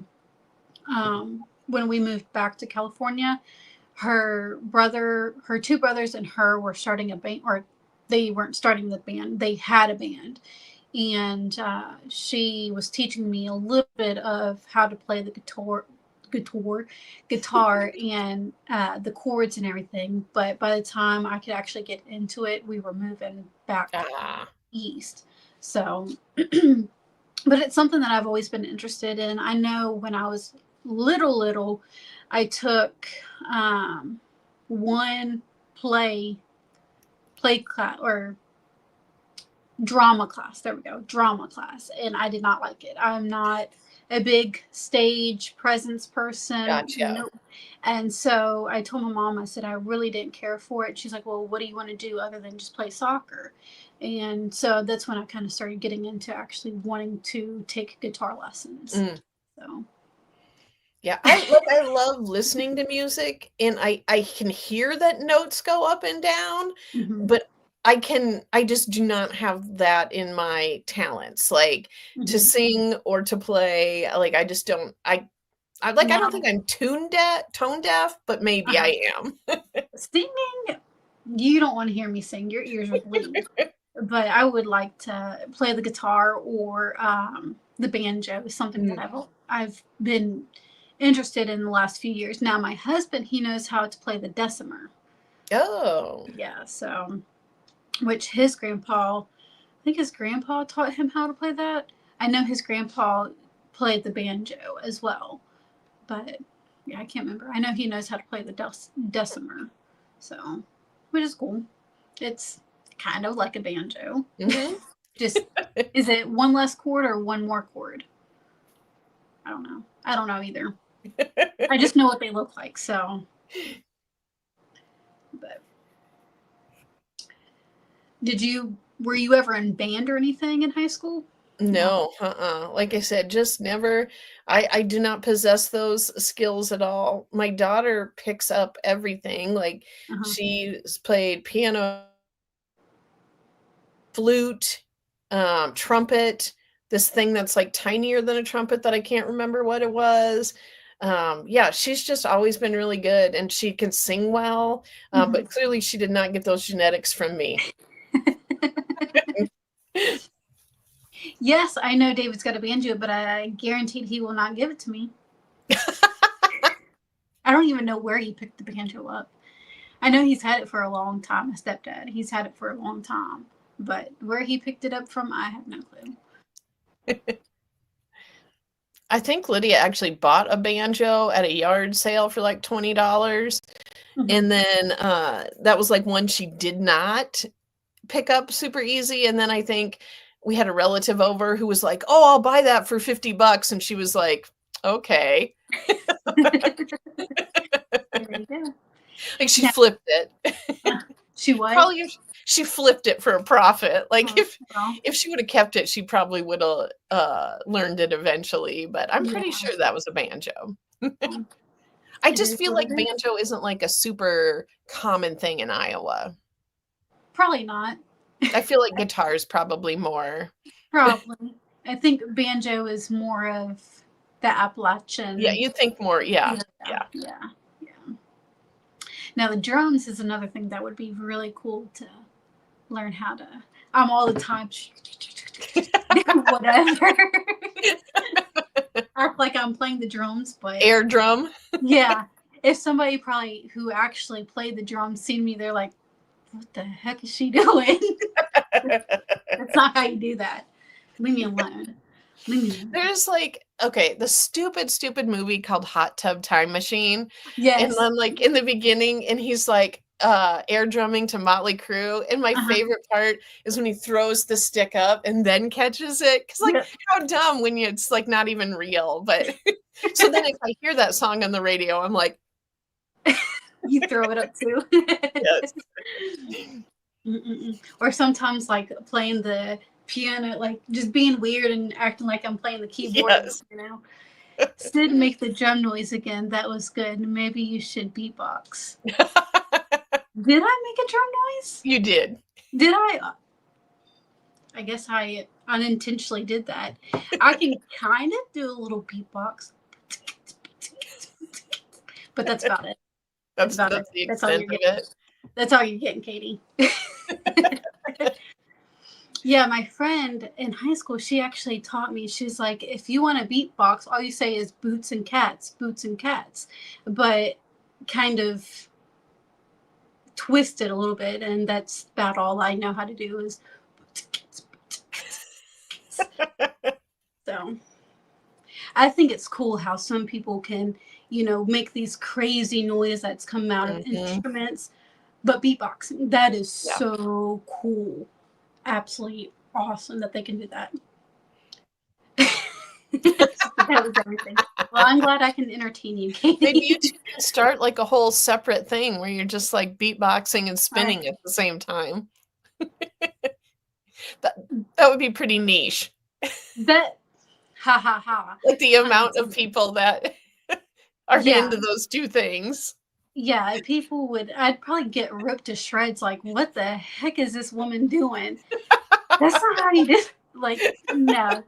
As much as that sounds like a good idea, that's Well, not a you good know what? idea. You two could just like do a FaceTime with just each other doing it. You're talking about me and Katie. Yes. Okay. Well, Katie, I got a proposition for you. For you. I don't know. Yeah, the internet probably might not be as kind. But then again, there's some people that do some like really crazy like There is. side eye, like what the heck are you doing? And they get famous off of it. They do. So, Katie, we got to get on the ball with this. Yeah, there might be an audience. You never know. Tell your dad and your brother to teach you how to play the banjo, and I'll sit there and beatbox. That would be something different. Yes. Yes, it would. Do you ever see those videos? I don't know if she's around anymore, but that spoon lady, like the lady who plays the spoons. I think so. I think my mom used to play the spoons when she was little. Mom, answer that question. Well, this lady wound up on like YouTube, and I think she only put out like 4 videos, and she had like 4 million followers or something crazy. Wow. I can't think of what her name is, but it's like name the spoon lady. Like I can't remember what her name is. It'd be like Cydney the spoon lady, but I can't remember what it is. She said people may not be kind, but I bet we would get the views. Everyone flocking over there. Yeah, that is true. That is true.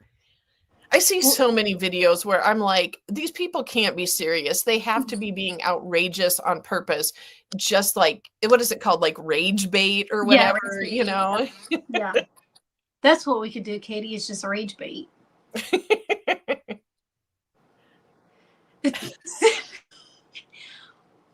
Well, there's my stepdad.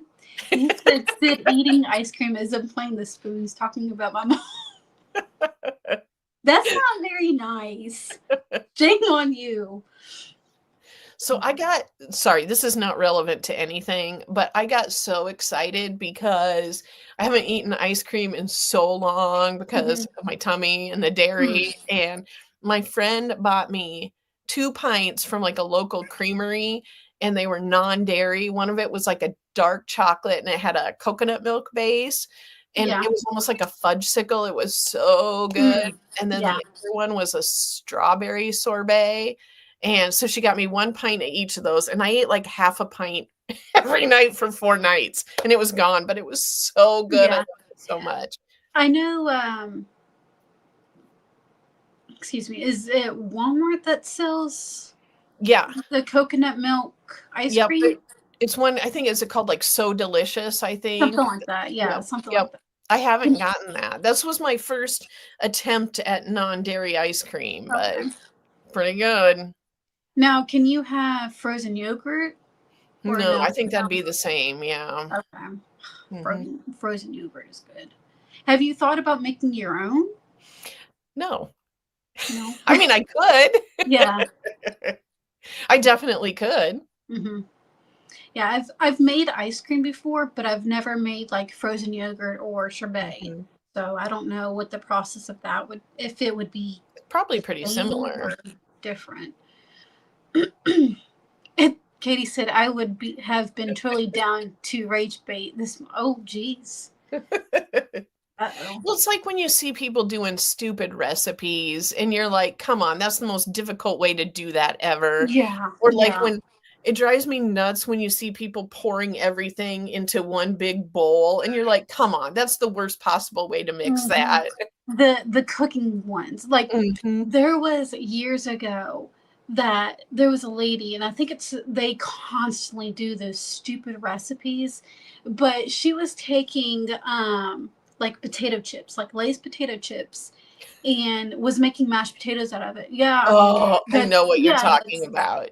I was like, you know, that is kind of you could do that, but just think about how much sodium is in Or your the mashed fact potato. that it would cost 10 times as much as buying potatoes. Yeah, you know, that is all you're and I told my husband, I said, all she's doing is rehydrating the potatoes. That's Mhm. all she's doing. But Yep. she was like, this is such a cool idea, and da da da da da da da, and just going on. And I'm like, yeah, all you're doing is rehydrating potatoes.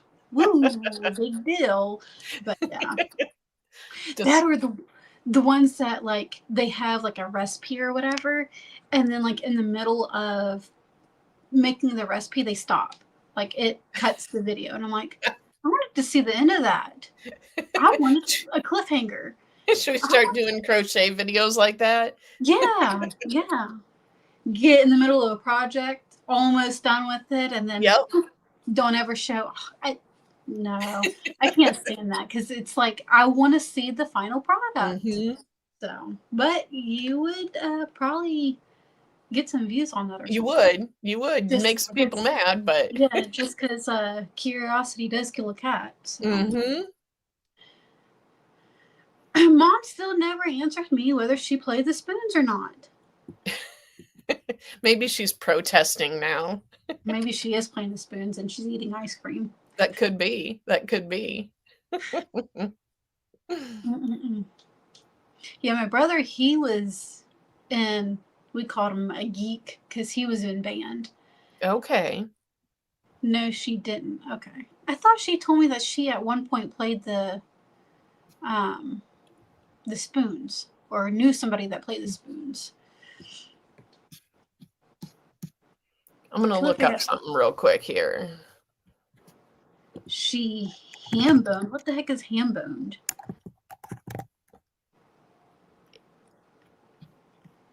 Is it just me or do I look blurry on camera? Sometimes. Okay, so the person that I was talking about is Abby the Spoon Lady.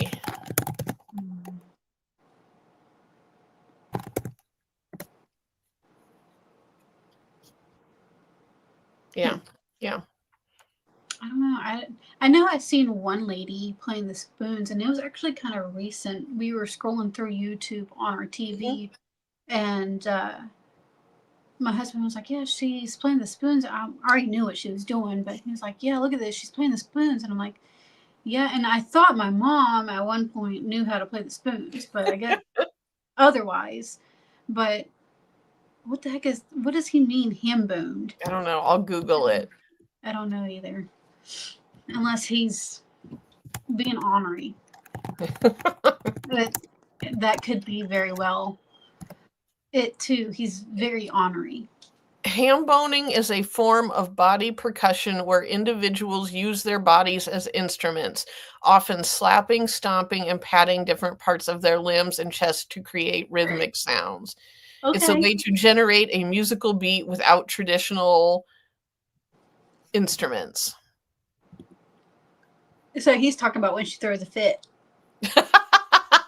She goes. He's feeling feisty today. Who, me? Or He her? is. Oh, yeah. But yeah, she would take her arms and she would throw them up, and I can't believe that person just whatever she's got going on. I think sometimes she said no, not throwing a fit. I think sometimes when people do play spoons, I think they're kind of ham boning at the sometimes whilst spooning. Maybe. I think or so. He's tapping your foot, I guess. That would that be considered ham boning? I think that's just tapping your foot. I don't know. Using my hands and playing. Oh, yeah. Okay. Yeah.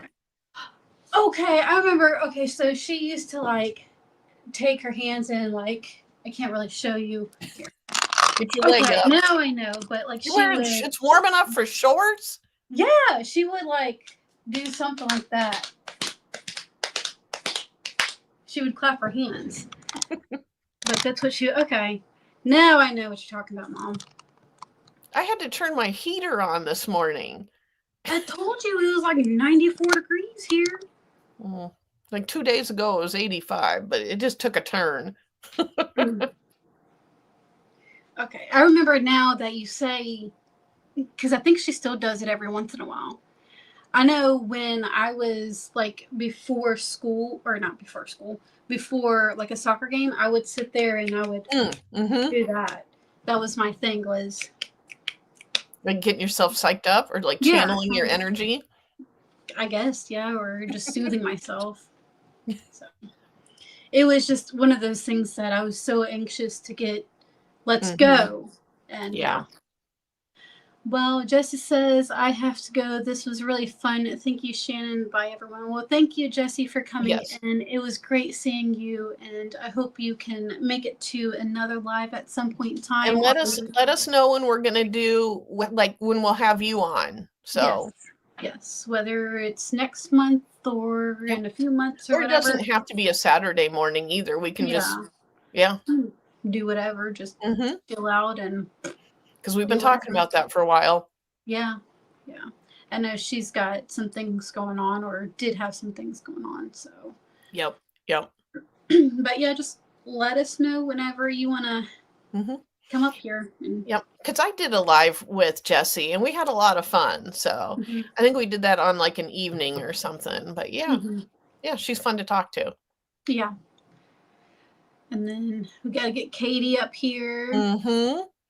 Who else do we need to get up here? Let's see. I would like to get Rika up here. I know I don't see her today, but again, she's in a whole she's in Europe, so different time zone. And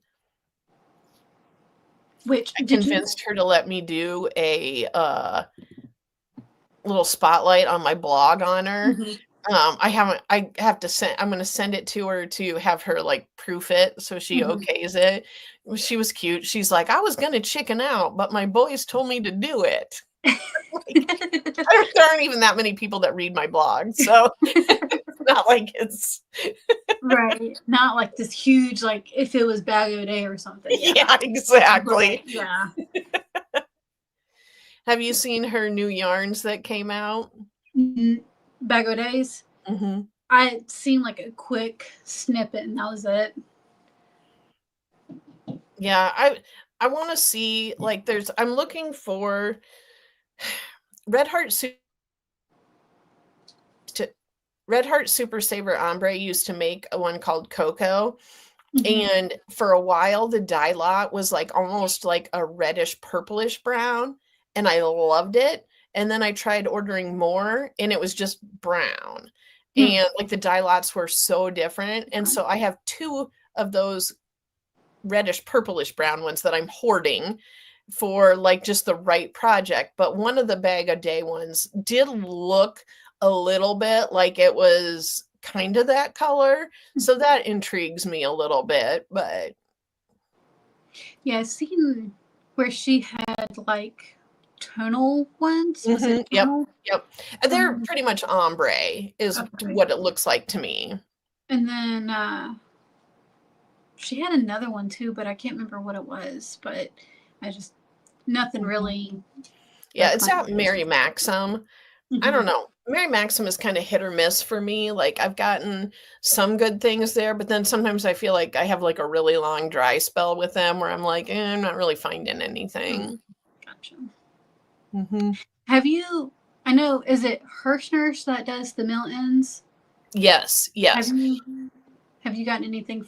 Have you done that before or anything? So I did put out a video a little while ago on that, and I have not myself bought any mill-ends from Hirschner's. I have bought some from Mary Maxim, Okay. and with Hirschner's, they have some really pretty ones out currently right now. And Jessie has purchased some of they're That's right. like basically they look like the yarn art cakes Mm-hmm. or the Cotton King cakes, because I know she's done at least one shawl in that. Mm-hmm. Um, but the problem is you don't know what color you're getting. So I Right. have seen ones that I'm in love with, but then I've also seen ones where I'm like, yeah, it's pretty, but if I end up getting something that's just like totally not my color thing, then I just wasted $20. Yeah.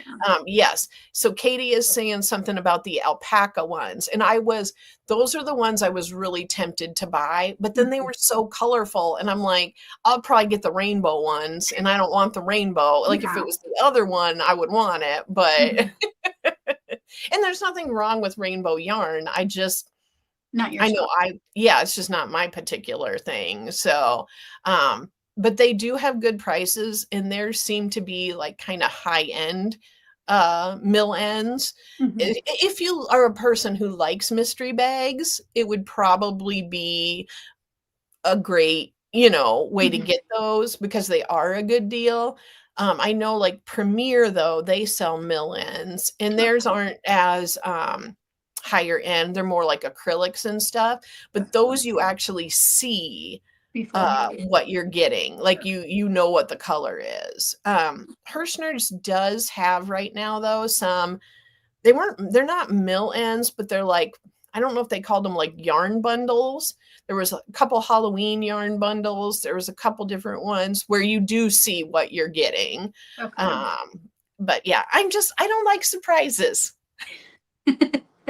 And then you got me. I love surprises. No, I was wondering because I know a few years ago it was like I remember seeing all of these videos of mill ends. I can't remember if Hmm. it was Hirschner's or Maximum or who it Yeah. was. But I was wondering if they go on like sale at a certain time I or don't think I think it's pretty random. I really okay. do. So, mhm.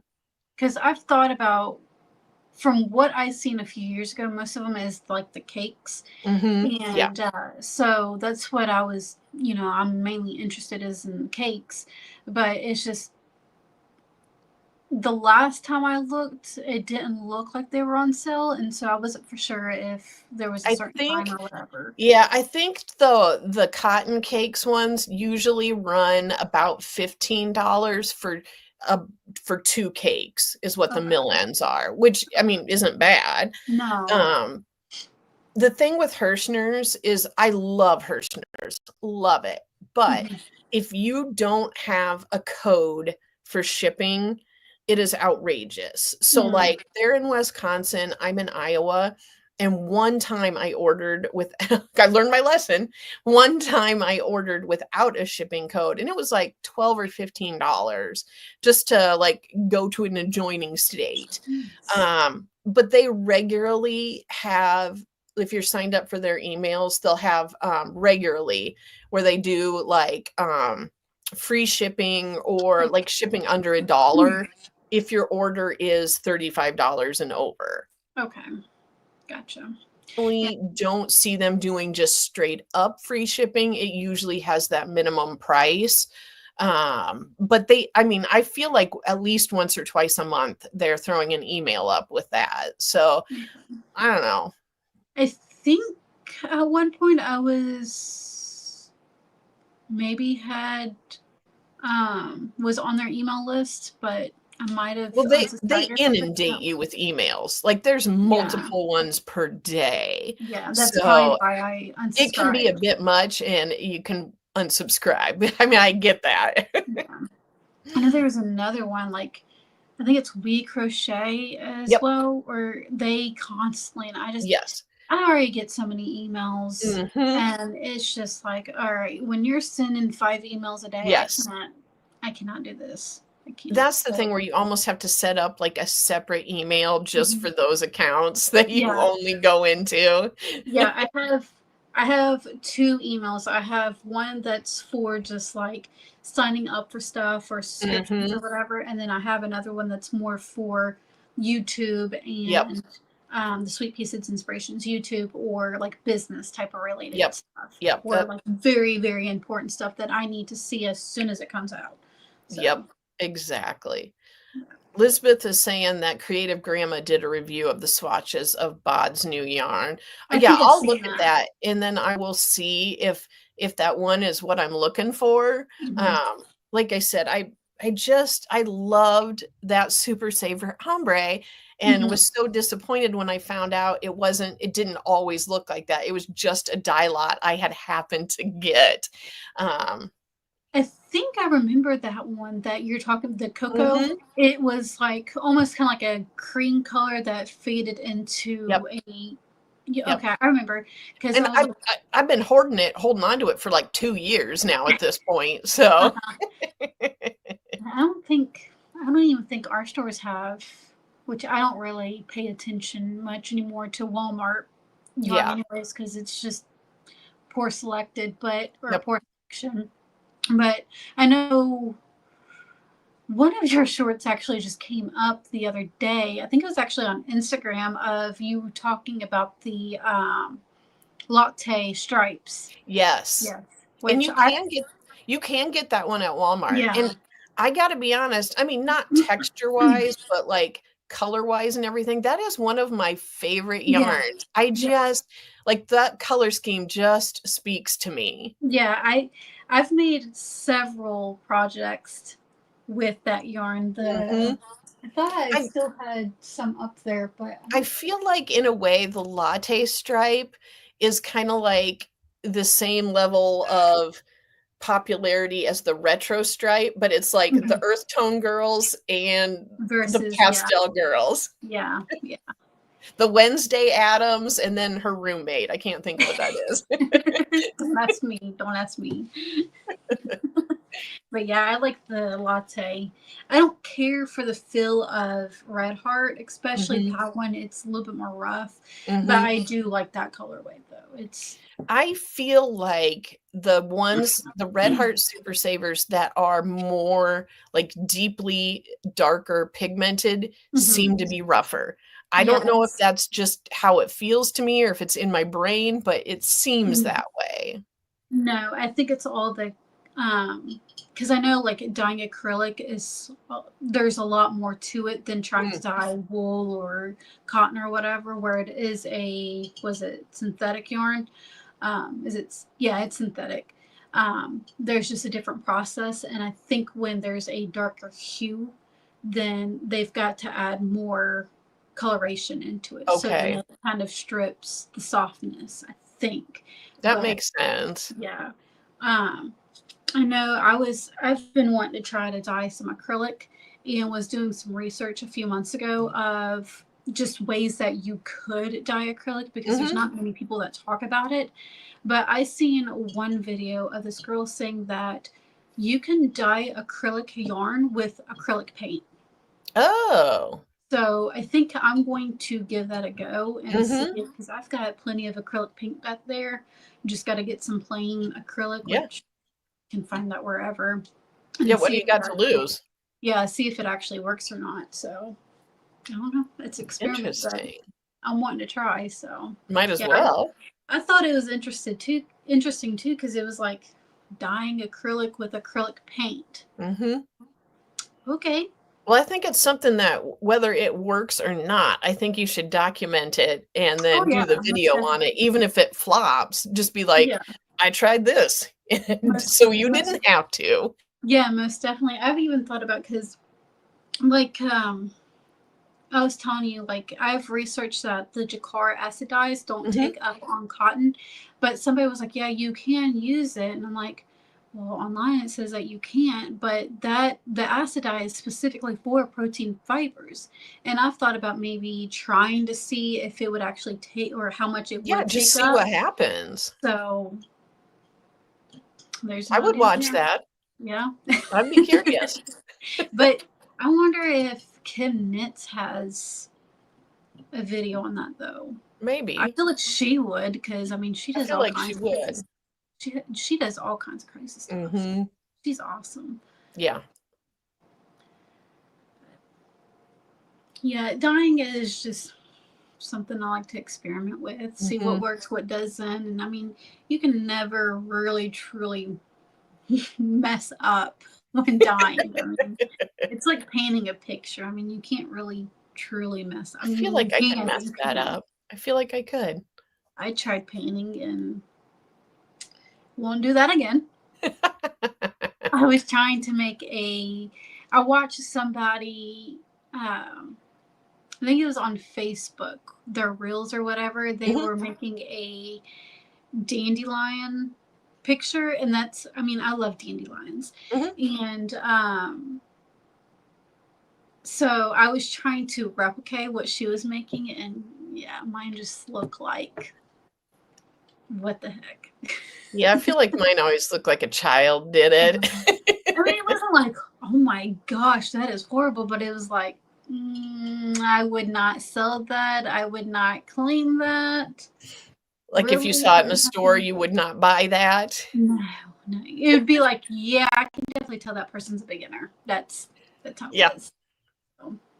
Those for a while it seemed like people were enjoying those classes where you drank wine and painted, and the person Yeah. putting on the class would walk you through it. And I never did that, because I'm like, if I wanted an ugly picture, I don't want an ugly picture hanging in my house. you Mine just would be ugly. you would just do it at home and sit at home instead of getting that public embarrassment. Yeah. Yes. Yeah. Yeah. One thing that I do want to try is pottery. Yeah, that'd be cool. I have been wanting to do pottery for some time now, and just getting it started and all that. It's pretty expensive. It's Yeah. because you have to. I mean, you don't have to get a kiln, but it's very recommended that you do, or else you do have to find a local pottery store that can Fire it for you. yeah, but I mean, a kiln alone, depending on the size and everything, I think the cheapest one I might have found is like still $300, $400. I mean, Oof. they're pretty expensive. But I don't know how big it was or anything like that either. But getting the clay really isn't that bad. I think I seen for, what was it, the stone something clay. I can't remember exactly what it's called. Um, it was like $20 for 10 pounds or something. It Oh, wasn't that. wow. Yeah, it wasn't that bad. Um, Now, I did watch a video the other day that somebody was taking agate, the crystal agate. They, when it heats up to a certain degree, it actually calcifies, and they were making clay out of it. Like, Interesting. that is actually pretty cool. Cool. So, not that I don't think we have. enough agate around here, or would really pay how much ever agate would cost for a good large amount and do Like, that. it But would just be so much cheaper to buy the clay. yeah, but that would be a pretty cool process to do. Mhm. Katie said, I felt so lucky that my high school had an amazing ceramics studio and Mm. fell in love with ceramics there. Yes, Yeah. I did a little bit of ceramics in elementary for art class, and I can't remember if we did any in high school, but I know when in elementary school it was fun to do. Mhm. Meg says she finds so many of those stupid, ugly canvas paintings at thrift stores. I know, Probably right? because somebody else didn't want them either. They took it home and then they're like, ugh. Yeah. And then you try to trick yourself into thinking, no, somebody else will want this. Yeah. Which I'm not a big, like, paint portrait person in my house, anyways. I'm not a big fan, which I think me and you have the same sign, that farmhouse sign. I Yes. think me and you have the same sign. From Hobby Lobby, it's like galvanized and the letters are Yep. black. Yep. Yep. I see in one of your videos the other day, and I'm like, and you were like recording next to it. And I'm like, we have the same sign. Yep. I can't remember. Did you have it actually on the wall, or did you have it like chained down on something? No, it was on the wall, like above my Okay. door. Mm-hmm. Okay. Because ours is, we have a mantle that my husband built where he can put his, it's called a 410. It's crazy because it's a 410, but it's also, I think, a 22 gauge Okay. at the double barrel. Mm-hmm. But he puts that, if there's like squirrels, abundance of squirrels, or if he's got to shoot something off, but he puts it in that mantle. So we have it actually hanging down from the mantle, and it's pretty cool. That'd be cool. But yeah, I thought yours was hung down too, but I couldn't remember if it Mm-mm. was or not. But. No, mine was up there because, yeah, it's kind of a low. I mean, it's fine, but it's not like a super high ceilings or door or anything. But yeah, just had it right above there. But I was like, huh, we got the same sign. So funny. Yep. So you got any plans today? To go to one graduation reception tonight. So some family friends, their kid. But yeah, other than that, I can now hear a few minutes ago, it sounds like our little tractor's going, which makes me think my husband is outside fighting with the wind and the mulch situation. So I feel kind of bad. I hear that going on, but I don't know. Or he might be chopping wood. It could be the log splitter. Fun. We got to keep up on firewood all year. It's a Yeah. year-round thing. Yeah. Do you guys actually use an axe and split the wood, or you guys? Okay. Yeah, no, we have like a hydraulic. Okay. Yep. Those are a lot easier than. Yes. We had one in West Virginia, but we had a sawmill right up the road, so we would get a bunch of our firewood from them. We still had to split it. That's not fun in the middle of the night. No. So, because I mean, the blocks were only like, they weren't really big at all, but needed to be split down. But, yeah, that wasn't. It wasn't fun in the middle of the night. Like during the day, it was fine or whatever, but nighttime. We just try to get like I mean, I don't even know how much we have. Like we put wood in the corn crib to kind of age or whatever, and then because we don't. This is not a functioning farm. Like at one point, like 40 years ago, it was, and then they ended up selling off the acreage separately, and we had the buildings on there. So yeah, we don't use the corn crib for storing grain. We just fill it with firewood. And yeah, we just have we just try to keep ahead of it all year. And then, so actually like in the winter time, we don't really do any splitting, but then it's usually so snowy here. Yeah. Mm-hmm. Yeah. We didn't have to. It was just the wintertime in West Virginia that we had to keep up with it, which Gotcha. thank you for, but still, it's when you're doing it by hand. Yeah. No, I mean, I feel like we consume so much wood during the fall and winter that, yeah, we have to have a hydraulic. Like, Yeah. it would not, we wouldn't be able to do it otherwise. Yeah. Or I'd have to go out and help. I don't want to do that. Yeah, I don't blame you. Yeah. Like to stay inside with my yarn where it's warm or air conditioned. Yeah. I like doing sometimes. If it's heat related, if it's hot outside, I don't. But I don't mind going out and mowing the yard or doing manly stuff. I don't mind. It's not that I was never made to do it while I was growing up. It was just like some things like that didn't really get the chance to do because we never lived in, as far as I remember, we never lived in a house that required firewood or when we lived in California, our yard was so small that, I mean, 2 swipes with the push mower and it's like done. It was done. Yeah. So, and then in Tennessee, I mean, there wasn't really any grass there. So, yeah. Now, when after high school and I graduated, mowing my mom's property, because like her property is until you get down to the fields, it's nothing but hills, pretty much. So she would be on the riding lawnmower, and I'd be pushing, but I'd be pushing up hills or down hills. And you want to talk about a workout? Yeah, I had some legs on me. I lost when we were doing that because we would mow at least twice a week or something like that. I lost about 30 pounds, I think. Oh, wow. Yeah. So that's a lot of work, though. Yeah. And one of the hills, it got, after me and my husband got married, it got high up. They ended up eventually hiring people to come and mow the yard because my mom would go out of town with my stepdad, and my mom's getting older. Yeah. She can't really do all of that.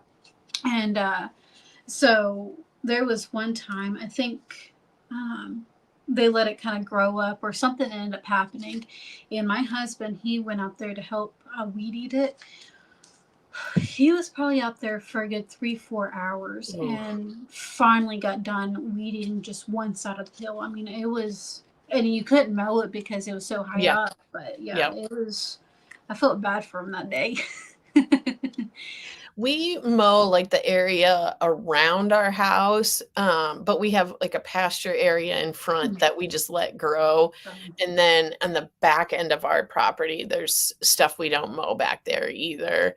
And it's probably about a 4-hour process. Yeah. Yeah, luckily here, which we're only on like a half an acre lot, which we just got a riding lawnmower. We were push mowing. But my husband decided when we moved down here to get one of those stupid electric battery powered lawnmowers because he didn't want to deal with spark plugs. Okay. I was like, all right, well, you're going to regret this decision because... I say they're not very powerful, I don't think. It says that it can mow up to half of an acre and like the battery will last for half of an acre.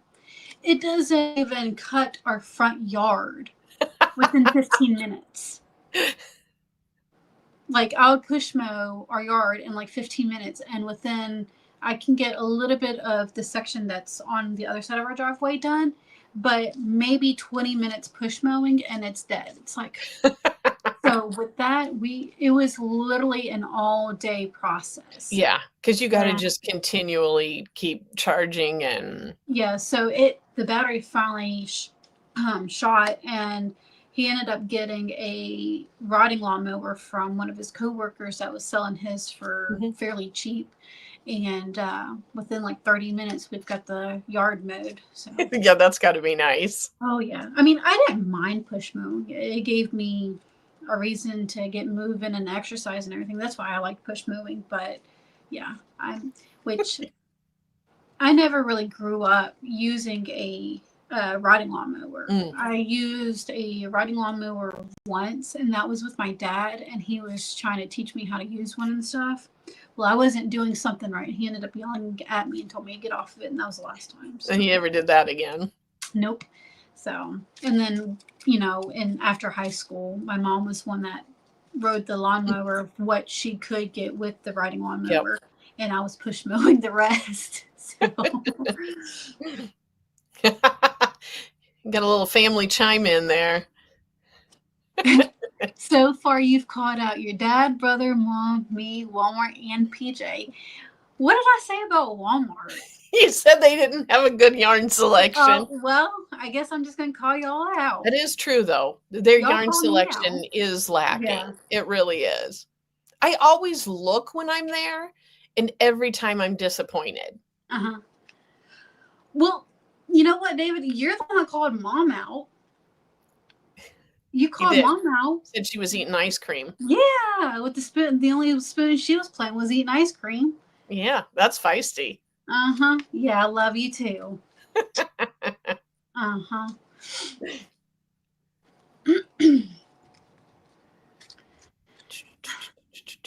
You see, we're a loving family. There we go. Yeah, we're going to have to get Katie on sometime. Mm-hmm. She got quiet there for a second. She did, but she's got some laughing faces there, so. I think everybody got quiet there for a second. I'm like, my coffee is now I'm like hitting that point where I'm like, boo, caffeine's wearing off. Yeah. I was probably about an hour ago, I was hitting that effect, and then now I'm like, you're getting your second win now. Yeah. But I feel like I'm starting to get running out of things to say and talk about.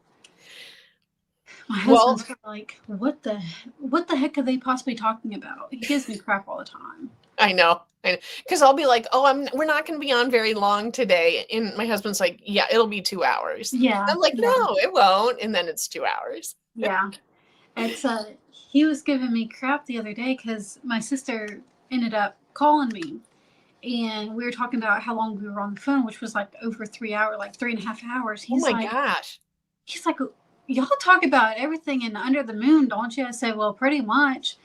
And then he's like, well, that doesn't surprise me. I said, well, yeah, I mean, I've been on the phone with my mom for calling her out again now, but 6 hours. There was one time me and her on the phone for like 6-7 hours. Yeah. Oh my gosh. Yeah. Yeah. I'd be bored with myself. When you don't live, next to family, true. And granted that might be once or twice phone call of the month. I mean, because there was that one time I was calling my mom every single week, but now I've slacked off. Well, she's also working too, so I've definitely slacked off on calling her as much. Yeah. So, I've got a life, she's got a life, and as long as we can communicate. And things are different now, too. I mean, when you can send a quick text, let somebody know, something quick, it doesn't always require everything. Yeah. And usually we hear from each other within, like, at least once, twice a week or something. So, yeah. I talk to my mom quite a bit. Good. I bet she appreciates that.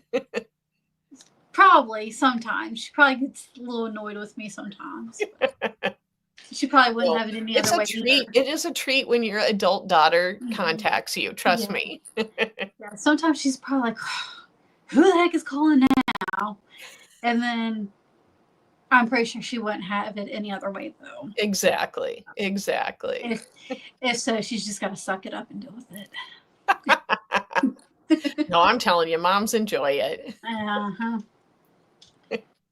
See, I told you. Yeah.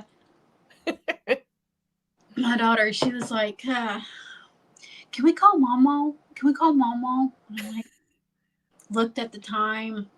Like, well, she's probably settled in for the night, so I guess you can call her for real quick.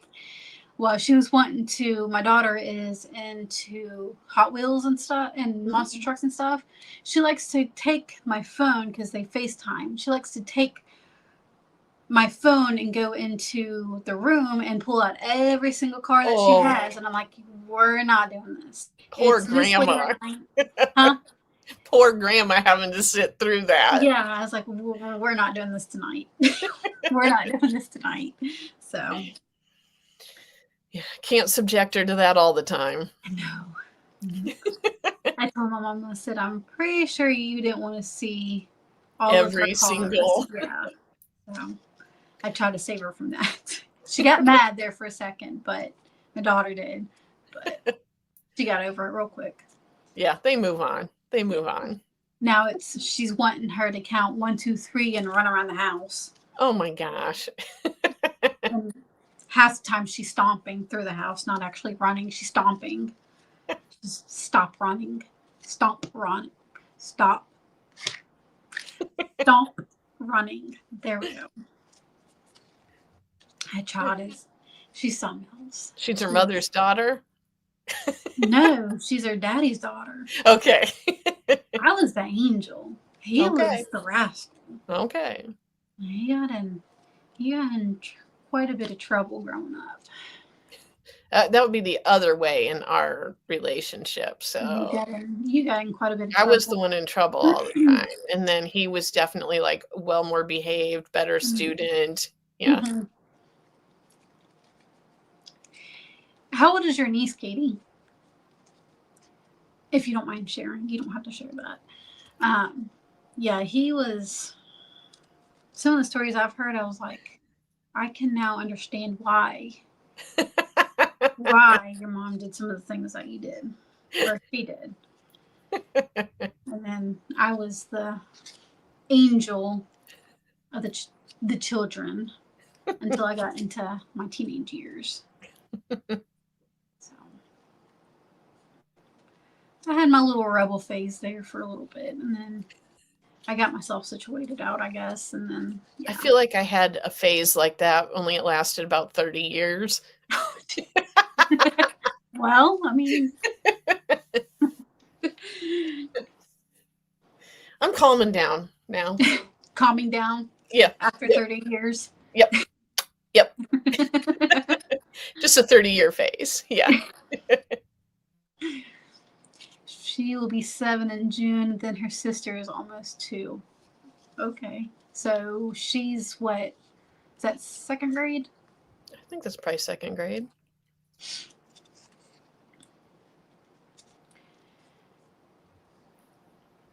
Well, I suppose I should probably wind this down. I am starting to get hungry. You're probably really hungry. It's like 1:30 your time. I ate something before got on. It's more of my bladder's calling me, but yes, I am also aware of my bladder right now. But it's not like, woman, your eyes are gonna be floating if you don't go pee now. We're not gonna have an accident. Yeah, but it's like it's there. It's there. Well, I will just say thank you to everyone for popping in, and we will be on Cyd's channel next month, and yeah, we'll let you know when it's getting closer. That is June 14th. Perfect. June 14th. Always the 3rd Saturday of the month unless something changes. Yep. Unless it's like Christmas or Thanksgiving or something. And it's always, unless again something changes, 11 a.m. Eastern and 10 a.m. Central. So we will definitely update you guys in our community post. Shannon usually puts a blog post out. Yep. So yeah, thank you all for coming in and hanging out with us and enjoying our crazy selves, our weird crazy selves. That Yep. Thanks so much, guys. We'll see you next month. Bye.